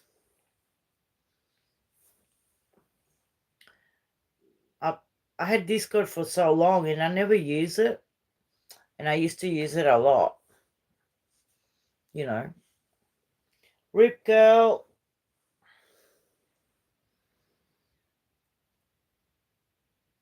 Sí, es una cueva. Ahí me voy a meter. Pobrecito, mi Leo, que yo no... Sorry. I swap to English, Spanish, Italian. But ahora me voy a fijar. Me pone feliz cuando me mandas mensaje. I need an Astra.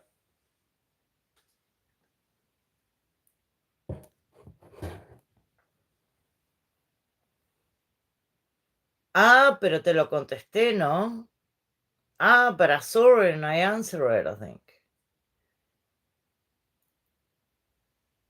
Si no estoy volada con los remedios.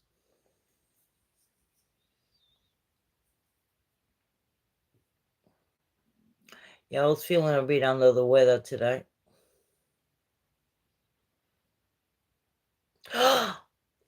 My Leanne, he's the eclomaniac. ¿Cómo está, Leito? How are you going, Leanne? Leanne is from Victoria. Bloody awesome. You're awake. I think I might put my Discord channel up on the link so you can guys write to me, you know. Because we don't want to talk private stuff here, you know. But I wanted to know how you're going, Leanne. Leo is the only one. The other one left. There was a Mexican here earlier, Leo. And he commented, he said, can you say Yucatan? And I'm like, Yucatan. Yeah. I'm above ground. I'm all right. Anything above ground is good at the moment. I was just worried where you were. Are you still there?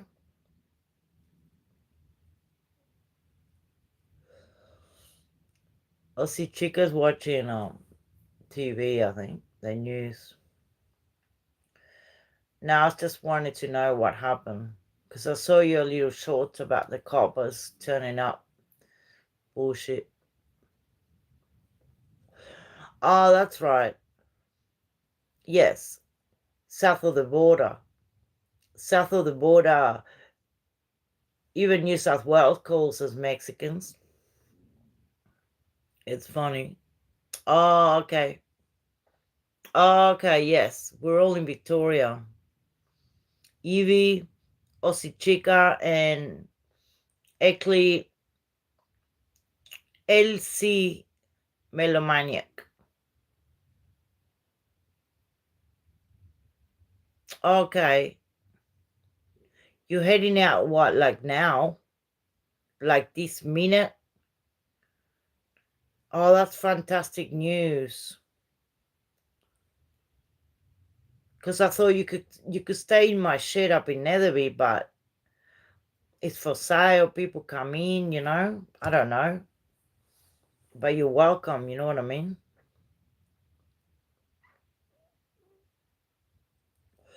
Oh, Heidi now. Sorry, I read wrong.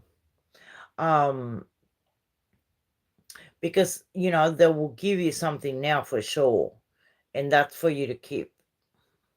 I was so bloody worried. And I had no way to contact you. And I didn't want to say anything the other day, you know. We're all Mexicans here. South of the border of New South Wales, Queensland, in Australia. I was talking to my son and he kept saying that Karratha is the very top of Australia. I said, nah. Darwin is the NT. And he goes, it's the most further out point. I said, no, that's the east point. If you go up north to Darwin, that's the top of Australia. And he goes, no. And we were looking at the map. I said, you got Broome up there, you know. Yeah. Okay. Well, or just comment on the, but I'll put my Discord up.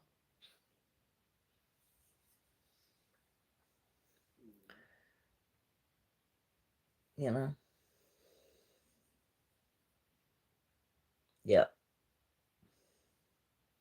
We were talking about chorizo before, Leo. I had someone being very rude in one of my lives. She told me to shut the F up. I'm like, I'm just talking about food here. Which part of my food made you upset? The corn, the chorizo, the fact that I had 2 chorizos for my meal. You got live, you don't know who you're going to get. My channel is very small, you know. Chorizo con huevos. Si le puse chorizo I was cooking.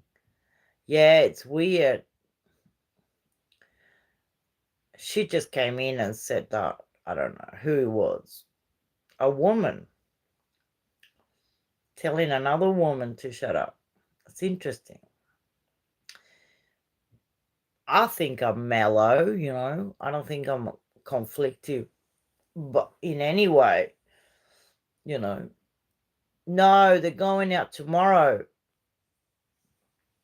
They're going out tomorrow, starting their search, and they're gonna drain the dam. Isn't that weird? It just gives me an eerie feeling. Because why will the coppers go back to look for Gus? Now, again, for the 3rd time. They must have some, you know. Yeah. Oh, thanks, my Leo. And, you know, it's good we get along because I don't follow religion, and Leo follows religion. And, you know, they call me Mellow Yellow. Eckley knows this song. They call me Mellow Yellow. She had a car called Mellow Yellow. They're draining the dam, not the river. What river? In the middle of nowhere. There's no rivers up there, Aussie Chica. They're draining the dam. It's disgusting. I show the news and then we talk about something else. Something happier. More relaxing. I'm looking for my water. So, yeah.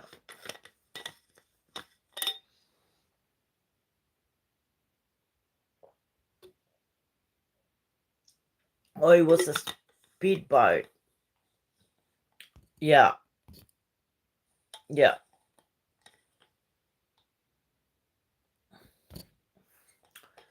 Yeah, it clearly lives not far from where I have my property. So,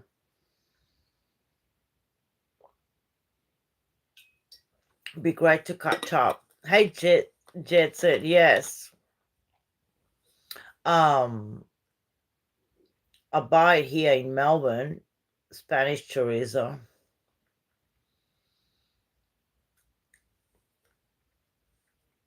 Okay. So it's more like a sausage and you can slice it up without cooking it. It's great, you know.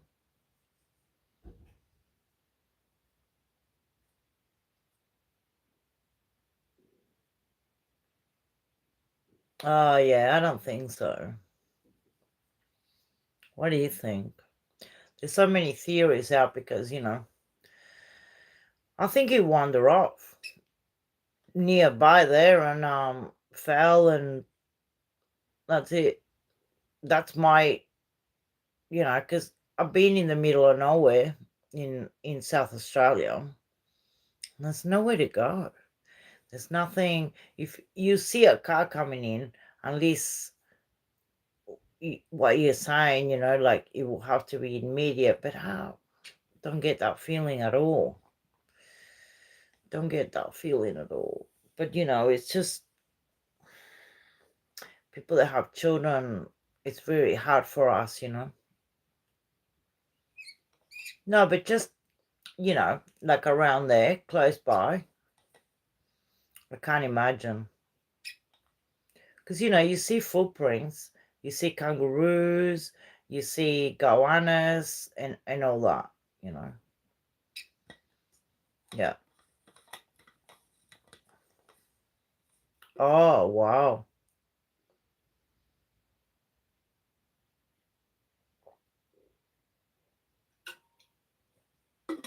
There's a lot of that, isn't it? Social media.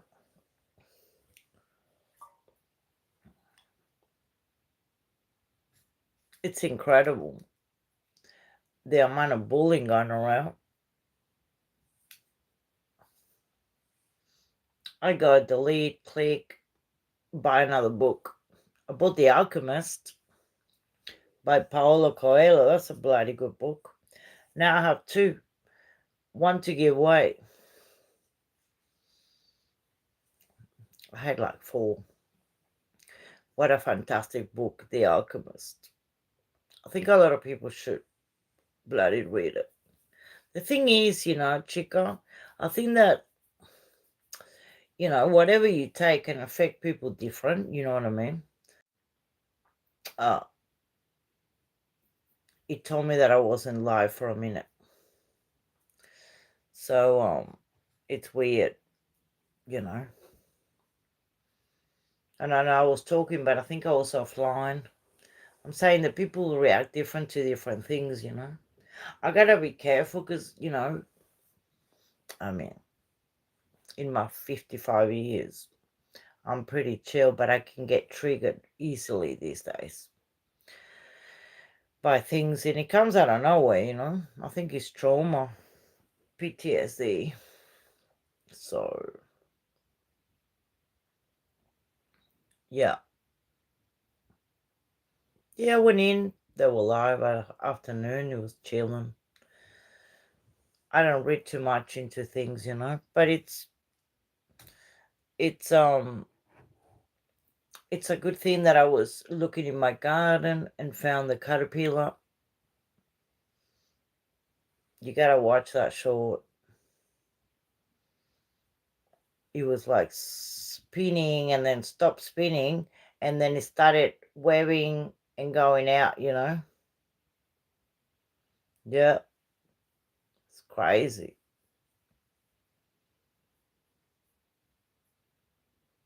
Oh no, I'll keep the eggs, thanks.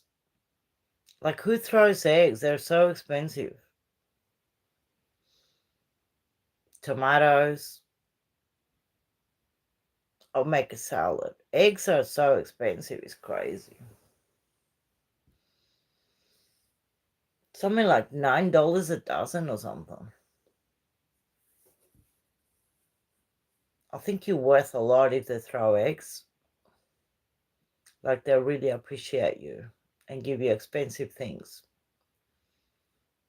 They can throw me with Chanel. It's about the same price as potatoes at the moment. Or Dolce Gabbana.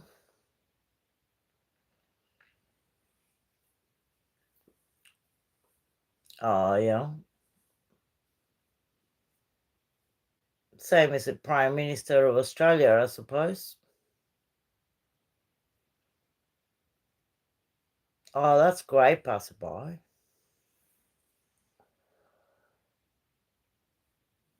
It's just the way to go, isn't it? Get a few chicks. And then grow lettuce, tomatoes. I wish I could grow perfume. I love it.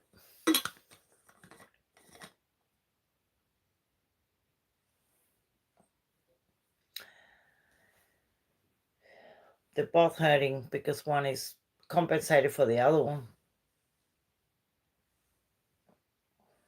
It's truly like,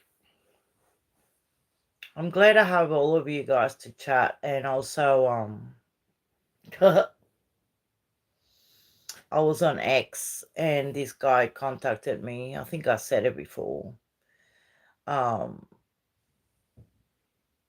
there's a few missing. Leo's working because, oh, there you are. You're driving around. Yeah, I went on your page the other day to see if you posted something, but there was nothing. I was just making sure you were all right. And then I was going to reach out, but I've been calling people angry today. So to take a deep breath, you know. Normally they exercise, you know. I know the exercises. It's just I don't want to do them because I don't want to break the tendon. So, yeah, apparently not when he's aggravated, but yes. That's why I found a place in Melbourne, but it's expensive. For me, it is. I think it's $125. Medicare rebate, the second time is $85, I think. But, you know, I'll be able to save a little bit and do it. Because I'm living here, but I got my property up there and the rates are due. The dog I need to take him for bloods. And the vets are all criminals. They charge you like $400-500 just to draw blood and tell you what's wrong. It's crazy. You know. Yes, that's what I want to do. That'll be great. But I was starting to get anxiety because I was feeling better and I was going out for walks, and now I'm back to zero. And it never happened to me, you know. It's the first time. Chris. Good morning. How you going?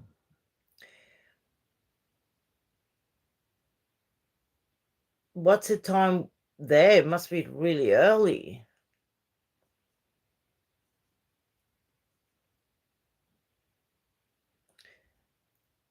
Good to see you. 1:26 here in the morning. Yeah, I spoke to the real estate and there was a few inquiries. But I don't want to sell it, but I have to sell it. You know. Oh, 10:30. G'day, it's good to have you. Passerby's here. Whoop. Chris is from Michigan. No. Yes. No. Yeah.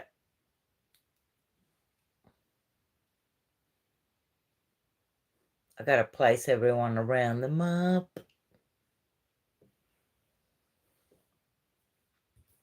I was thinking about you and your wife and oh wow. You would have laughed what I cooked the other day.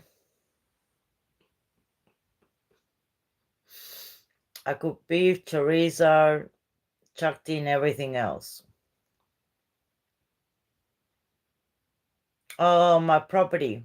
I've got a property in Far North Victoria, and it's a shed off-grid. Even if you go on my post, you know, the community post, you will say you will see the shed. I mean, you gotta scroll. I don't post a lot there, but yeah, you'll see it there. It's online.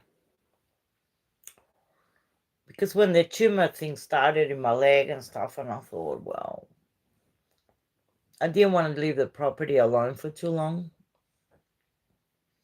And I had a mate that went to did all the mowing. It was fantastic. And passerby saying g'day. Where's passerby? I see no passerby. Ooh, birthday party. By the way, it's half an acre. And I did it all up with afterpay and on the pension. I never had anything, and I had to raise 3 kids on my own for many, many years, 20 odd years. And I retired early because of injury, and they gave me like it was 55,000, but they ended up giving me 80,000.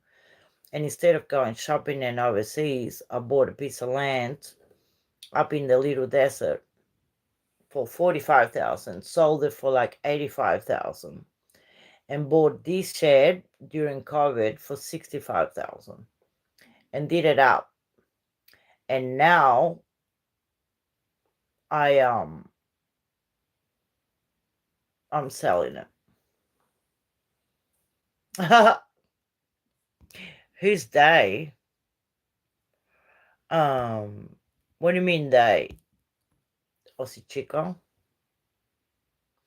Oh, my insurance. Because I had work insurance. Like, you know, when you work, you pay a super, and plus I had insurance. I think it was $16 every time, you know, every week. And then I was talking to my super to arrange all my supers, and I told them what was AMP. I told them that, you know, I wasn't working and I had a corporate account because I was corporate with Optus. And then I had another corporate job, and it cost a lot of money to keep your super corporate. And they said, all right, you know you got insurance. I'm like, no. And she said, it's fully disability insurance. And yeah, And I thought, nah, they're not going to qualify me. And they did because of my injuries. So they paid me out. It was 55,000, and they went back all the years I got injured before that, and they paid me 85,000. So, they tax your taxes. Yeah, Evie. Yeah, it's a shed. I know old people they tax my the money they gave me. So Evie is you're in Melbourne, so if you go past the Grampians, from the Grampians, I'm about an hour and a half up north, near Neil, you know. Yeah, that's right. It was just a year's wages, but I found this block of land for 45,000 with a shack, and I thought he had beautiful fences and gates at the front, and that was 1.5 acres, and I bought it, and I did it up all off grid, compost toilet. I learned a lot, you know. Yeah, here too, Chris. People put their car in the shed, but I love sheds and big barns, and I always wanted to make it a home. And it's great. It's insulated. It's all wired for a generator, and also has TV just turned off. Whatever. It has I've got a big generator that I can turn that on, and it runs the whole shed. I got 2 air conditioners, a ceiling fan and stuff, but I don't use it, you know. Oh really? Aussie Chico? I don't have an antenna. I don't watch TV. I have a look. I go for the Bombers. I put a short today with all the memories. 7 years since I bought the shed on the 2nd of November. And I have a picture with Timmy Watson, because I lived in Wales on Watson Street, and the Watson from, you know, Essendon Football Club, the Bombers, had a post office at the front of my shed. But the name of the street is after their grandparents. And they used to run the post office, and I just found that it was 1860 or something when the post office started in Wales. And so, yeah, it's cool, you know.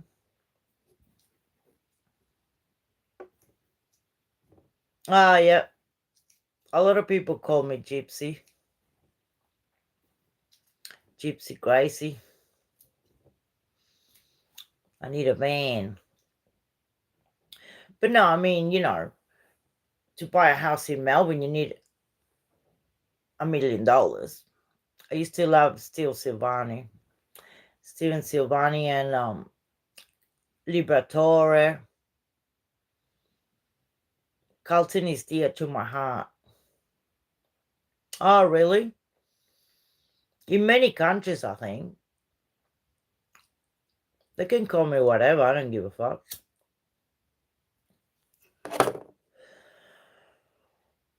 People see you as, you know, they make up a story of who you are sometimes, Chris. And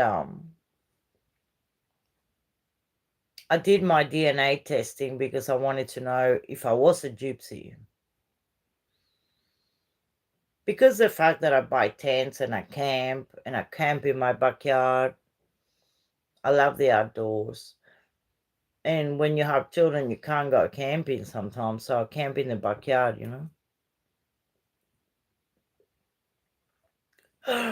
Yeah, that's a good one.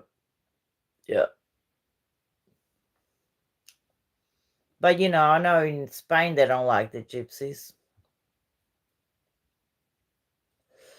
They're like bikies, aren't they? Always doing funny business.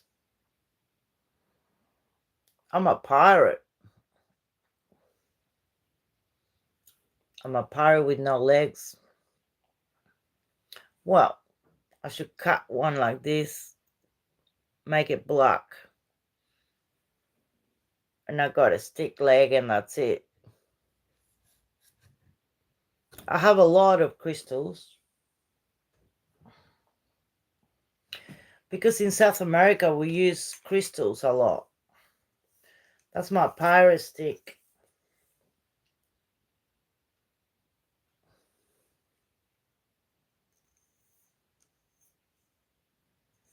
I got 2 of these. This I bought. The hospital gave me 2, and then I got 2 from Timor. Aussie Chica hates Timor, but I got 2 black ones to match my heavy metal outfit when I go out. Or punk. But they're not good. They were good for a while. You know. Aileen. We'll call you Aileen. Who's Aileen? That's very proper, isn't it? Aileen, come inside. It's going to rain, Aileen. It's very proper, like for an older person, isn't it? Yeah, remember you said don't get things from Timor?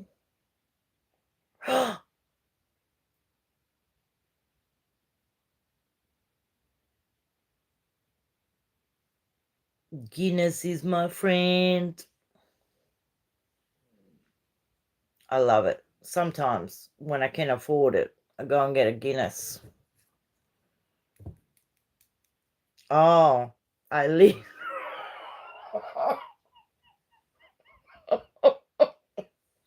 That's hilarious. Eileen. Oh, I'll lean that way. I heard that one now. And then I lean this way and I can't move it. So much for a Latin dancer, right? So funny. Oh, okay. Yeah. I think their shops are here. They're from everywhere, I think. Come on, Aileen. Come on, Aileen. I love that song. No, no, no, no. Come on, Aileen.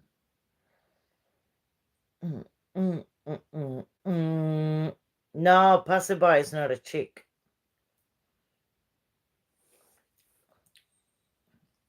He's a hard-ass Queenslander. Yeah. Yeah. But,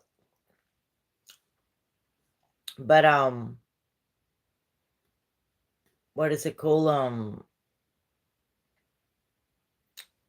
Motorbikes, Queensland. I was shocking the other day. I was going on the map, just traveling around Australia, just looking at the map. Chris can do that. If you want to travel here, Chris, you and your wife just sit there with a map and look it up, all the places. I told you, I think, passerby.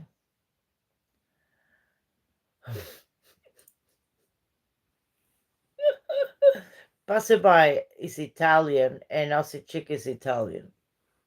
Background. They got Italian in the family, you know.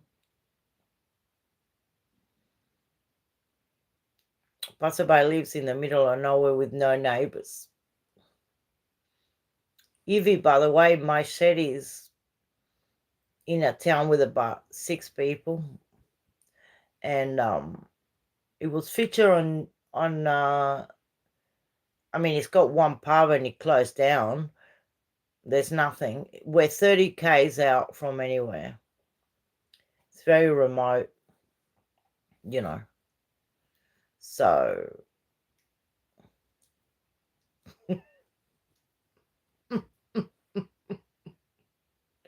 that's so funny, Chris. God.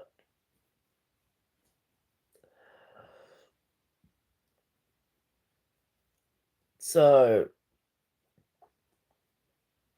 I don't do Christmas, but I do, you know, we do a little bit. Just, on the 24th. Oh, so funny.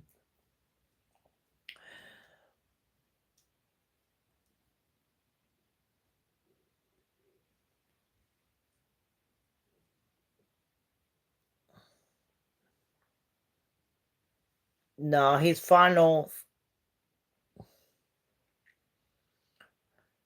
Yeah. Oh, right. Another one. They keep gathering.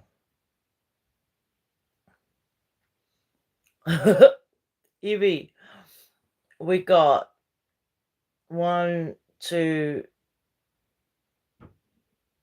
3, I think. 4, 5, 6. Yeah. There's a few more scattered, like farms and stuff, But if you look it up, Netherby, yeah, it's pretty out there. My mates live close, so they always go up there and check, when they can. The middle of Queensland, you got Charters Waters, you got Innisvale, you got Tally. Also, Chico is the best up there. Bowen, no, that's pretty high up. Just before Townsville, all those little towns there near Mackay. Mission Beach, that's beautiful. You've been to Australia, Chris?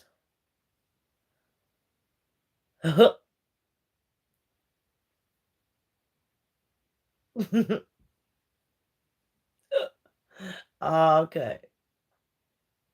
Right. Yeah. I mean, I'm fluent in Italian. That's why I'm not Italian, but I met Italians that don't speak Italian. Isn't that funny? Because they grow up here, I don't know if Jet said here, but I think she told me the time.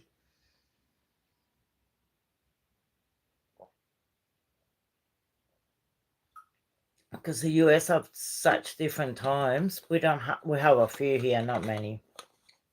Just Perth and South Australia is half an hour behind, and then Perth is 2 hours behind, 3 hours behind. Yeah, it's crazy.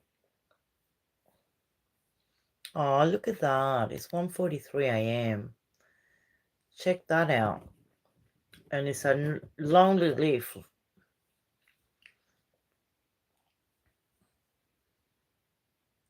They're picking up some really good photography lately, Google. This is a Google TV, so. And then it's got the name of the person that took the photograph, Alberto Bertogli.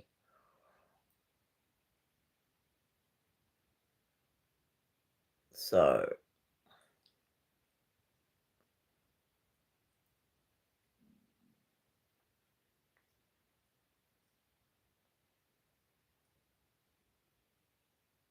How do you work it out, passerby? Oh, 7:45. Remember that time Jet said that we were talking and it was like 4:30 in the morning for you? And I think, can't remember who was here, maybe Janet in Canada,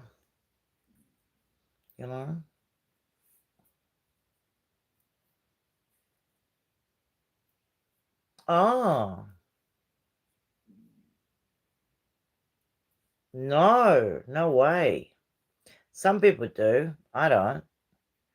Yeah, they do. They have kangaroo steaks. Wow. For Vegas, I subtract 5 hours. For Shannon, my friend, she's in Vegas. No plans, Aussie Chico. I hope it pours down like hell and rain, because I need that. And then yep, just waiting for an email. The good thing is tomorrow they're attending to the fines at the hospital, so I can give him a bus. So it'll be good, you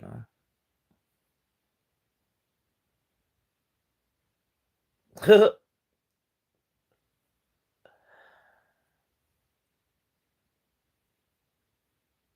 All right. Why can't you switch it off?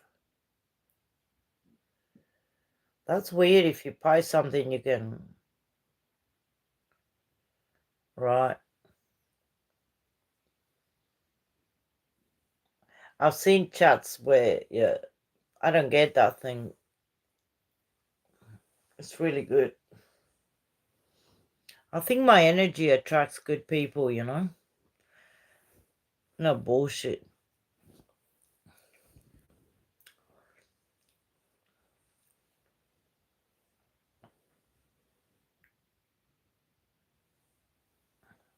Yeah, I don't know. It's just weird, you know? Oh, okay. So that's 3 hours. I think you need 5 at least, you know, to be able to function. But some people can function in little sleep. So the west coast of the USA has 3 hours difference. Okay. Wow. I can never figure it out. I can't. It's too much because with England and Europe and South America, like now it's 1:47 here. South America will be 12:47. So it'll be lunchtime over there. Yeah.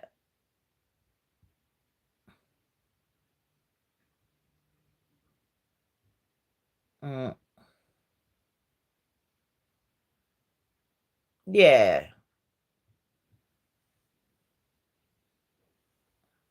Oh, thanks, Evie. Sometimes, you know what I mean. You get weird stuff, you know.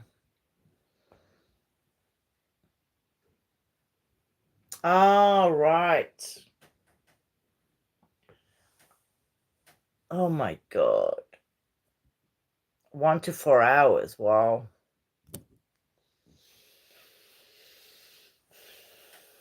I'm back. I was enjoying the photos. Oh, look, this one looks like lest we forget the puppies. I love photos.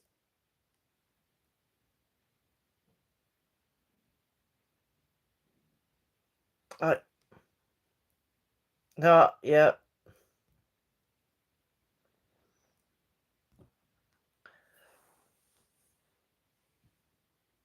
Yeah.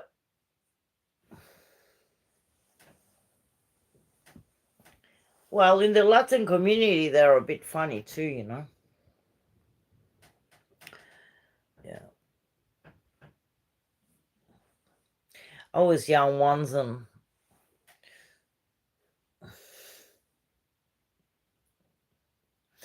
isn't it just relaxing, some of the photos, you know?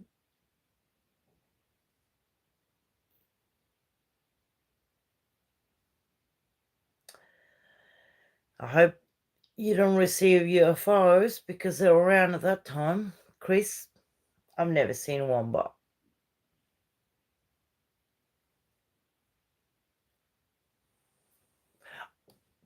your internet will be amazingly fast because I reckon when there's not a lot of people connected, you're fine with good colors. It's good. Hey, Jetson, did you find the docket on Substack?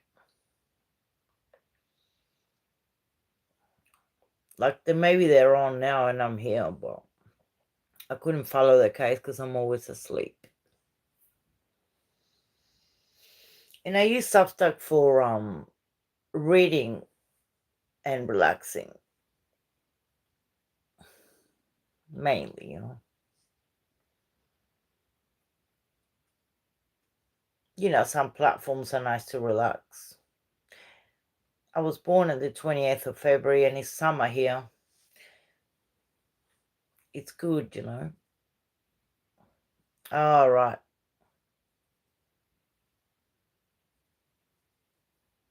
Yeah. You can regulate or delete comments, right? Some people are just jealous.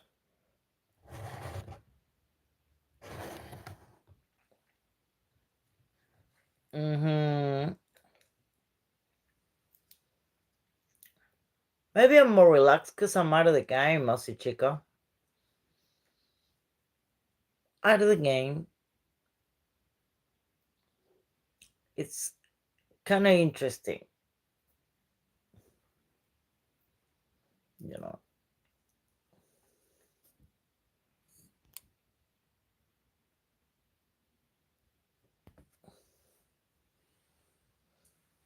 Try again what, Jetson? Oh, the docket. Yeah. Yeah. Substag's a bit different. I had it for a few years, but like I just got there to read very beautiful literature. I like to enrich my life sometimes, you know, like I like to read good authors or learn things, you know. I love that, you know. Yeah.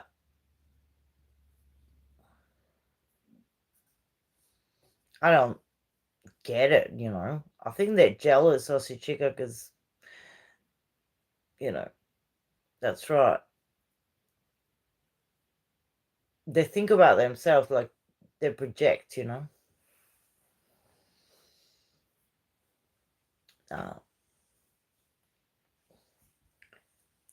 I'm a big believer in education, and there's so many beautiful things to do.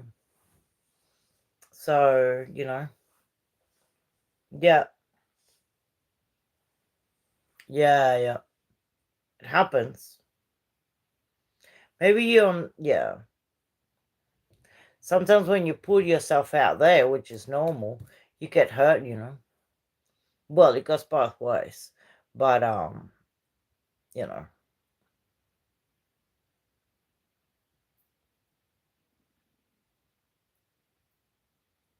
But, you know, I have great men in my life. I'm lucky that way. Well, my father was bloody the best man I ever met. Funny, never got angry, always had a joke. Did the cooking, and if you had to put clothes on the line, you put clothes on the line. I mean, they're older generation, you know. He would be 90 if he was alive or more.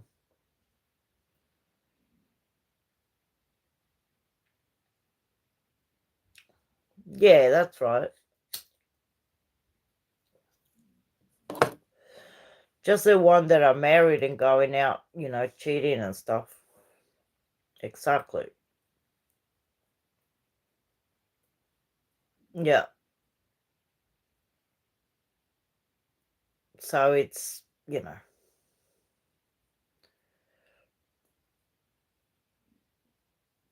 Yeah.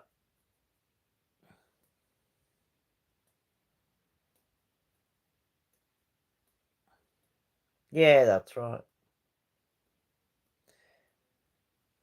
That's why I'm divorced.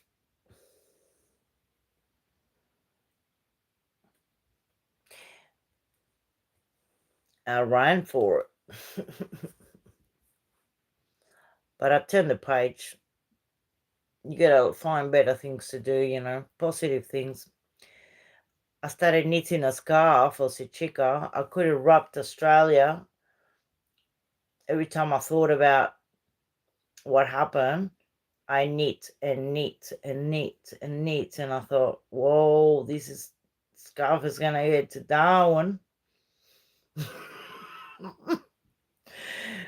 It's crazy, you know. Yeah.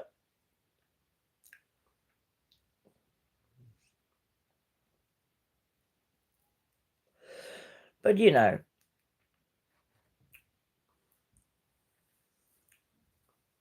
me? Yeah, I had a few relationships. It's not the most important thing in my life, you know. I think that I was born the last scarf to Darwin, I'm going to call it.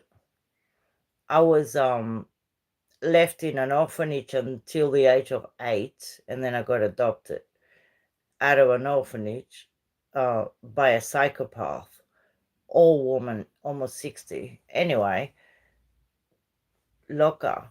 And you know, you appreciate life different, you know.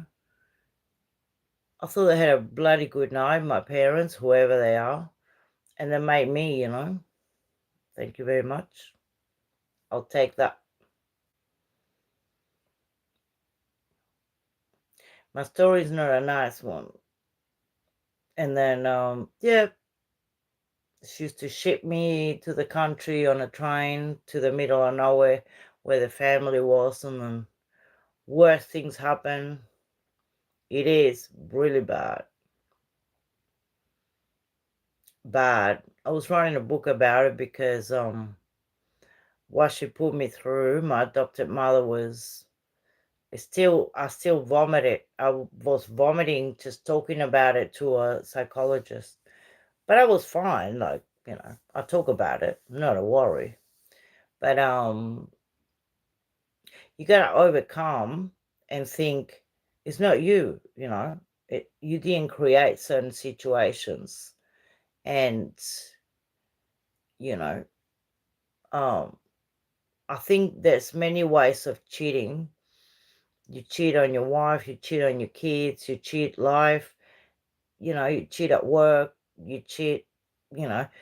I hate that part that, you know, I don't like that environment that creates, you know, with that toxic. And so I remove myself from situations and create better ones. I might buy a plant and watch it grow, or I plant the figs and the lemons and completely detached, but have beautiful people in my life. You know, some people said, oh, I don't want to see any humans. Nah, I'm all right with humans. You know, I'm a social butterfly. But sometimes I have my own space and I go, you know, completely go to the beach for days, or, you know, I just think that people said, oh, you should be thankful you got adopted. I'm like, why? Because I didn't choose it either, you know. Everything's chosen for you. And I was fun at the orphanage. I had a lot of fun. We went swimming and I had friends, and, you know, but I think that, you know, yeah. And then growing up, I was very blonde growing up. Not blonde, but very fair. And you get that attention as a chica, constant in South America. They whistle and say something. Hey, beautiful, you know. I wish Leo was here. He knows. I wish I was a rose so that I could, I don't know. They even bloody tell you a poem while you're walking to work. And it's like, what, mate? Anyway, so I don't like that attention, right? Right. So I was always very calm, you know, and other times not so calm. Because when you grow up in South America, there's a lot of violence, and there's a lot of threats, especially if you're a young girl or a woman, you know. Exactly. You gotta be ready to let go of certain things, because part of the book that I was reading, imagine you have a backpack full of food, and the food, as you're walking for years, the food will have decomposed and have toxic fumes that you breathe because it's just all around you. So I think that if you start taking the food out of the backpack as you walk and eat it, and what you don't need, you discard it, you have clean air. That's the way I saw that kind of metaphor for my book, you know? No. but it was difficult. And then when I did my DNA, I was Lithuanian. I'm like, what? Russian? It's the baggage. But when you say baggage, it's a word that is so used constantly. The word baggage, trigger, hate, love is used so much that it loses the meaning. But when you talk or when you're reading something and you make sense and you can identify to say, right, maybe I should let go of the argument I had with my sister or my sister-in-law or my grandparents or my mother or whatever. Just, you need to validate it first because it's something that hurt you. Whatever you went through, validate it, you know, and make sure that you have people in your life that validates what you've been through. A friend or even a counselor or someone that validates you. The situations, you know, that you got sometimes takes years, sometimes to understand that it's not your fault takes years because some people feel guilty, you know, about certain situations, or not guilty at all and go crazy with violence, you know.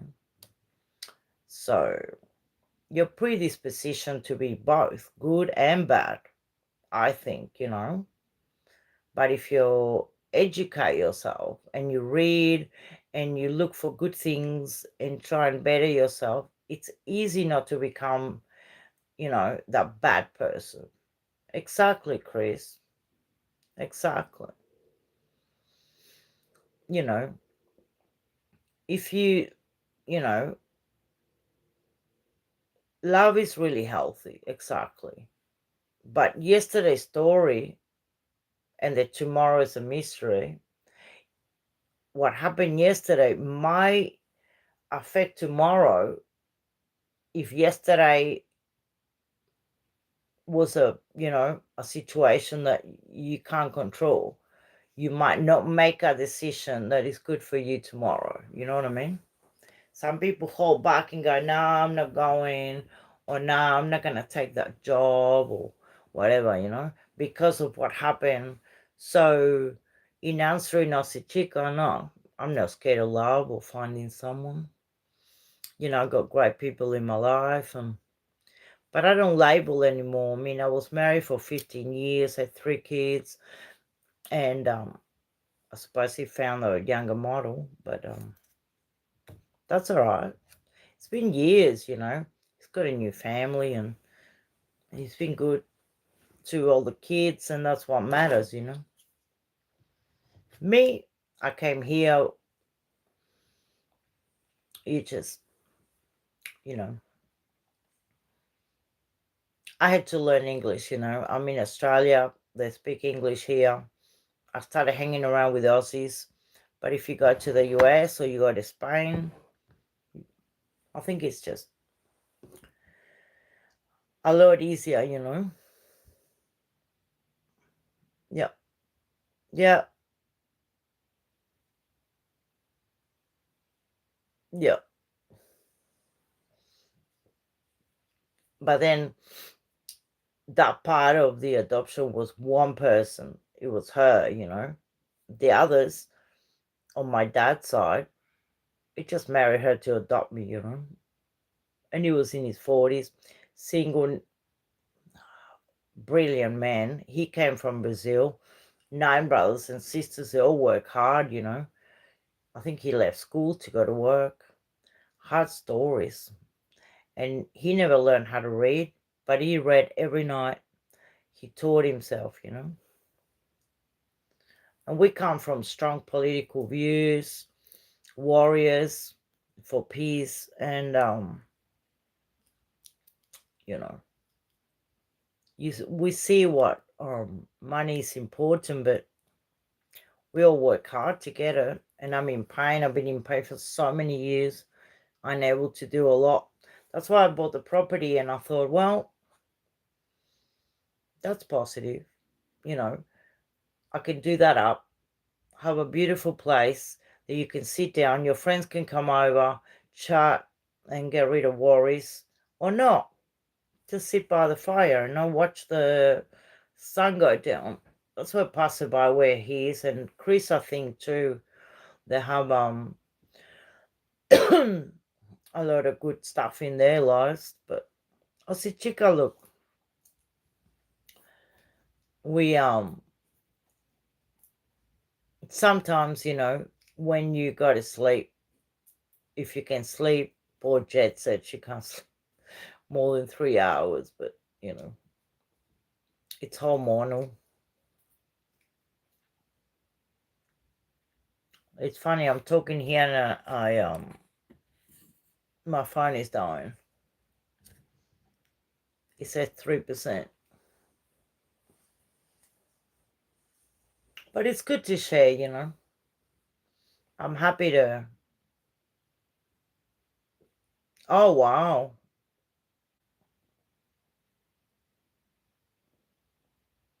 Very good. El español es un idioma muy bonito. Y muy rico también. Very rich Spanish. I love it. I love it. Well, I love Italian. And Portuguese. It's brilliant. Especially when you communicate from, you know, people that can't speak your language, speak theirs. It's great. Poveretti, l'italiano che hanno venuto qua. De anni non hanno imparato l'inglese mai. They came here many, many years ago and they could never learn English, Italian, Spanish people, you know. Back in the day, they just work in factories and talk about themselves. And when you look at life, your kids growing up and you're, you know, 50, 60 and, you know, it's harder.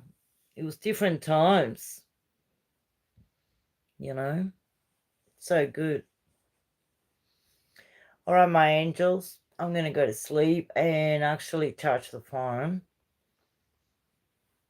because it's an oldie.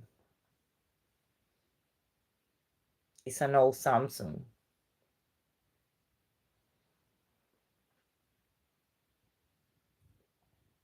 Yeah, that's right.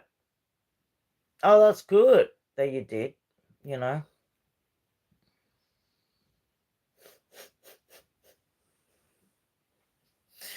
That's so funny, Passerby. It happens a lot. So funny. Oh. I see you're writing because you're writing all in capital letters, or chick. I see it. It's funny. Well, you should go to sleep too. It's pretty late. Ah, l'italiano è una lingua. La lingua bellissima.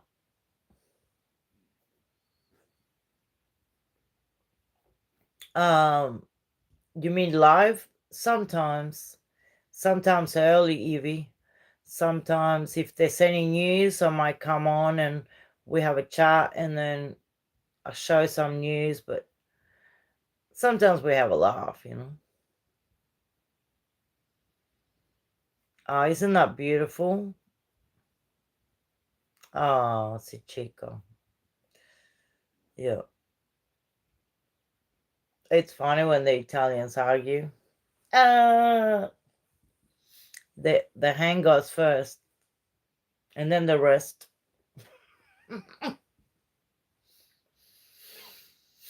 So funny. All right, sweetheart. I'll see you guys. Everyone in Melbourne or abroad. It's good to see you, Chris. Very good. I'm glad it was raining and you could be here with us. I love it. See? It's good that it rained. Ciao, ciao, before it ends without me saying goodbye. Keep it real. And we'll talk soon. Bye. Look at that lake. And it's 2:11. Time to sleep. Ciao, passerby. Hayabusa, Hayabusa. Good night, Evie. Sleep well. Osi chica. Osi chica. Yeah. Go around and don't have coffee. Because I did. And it's bad. Jet set. Have a great day, my love. And everyone that watches later, if they do, they're always welcome in the channel.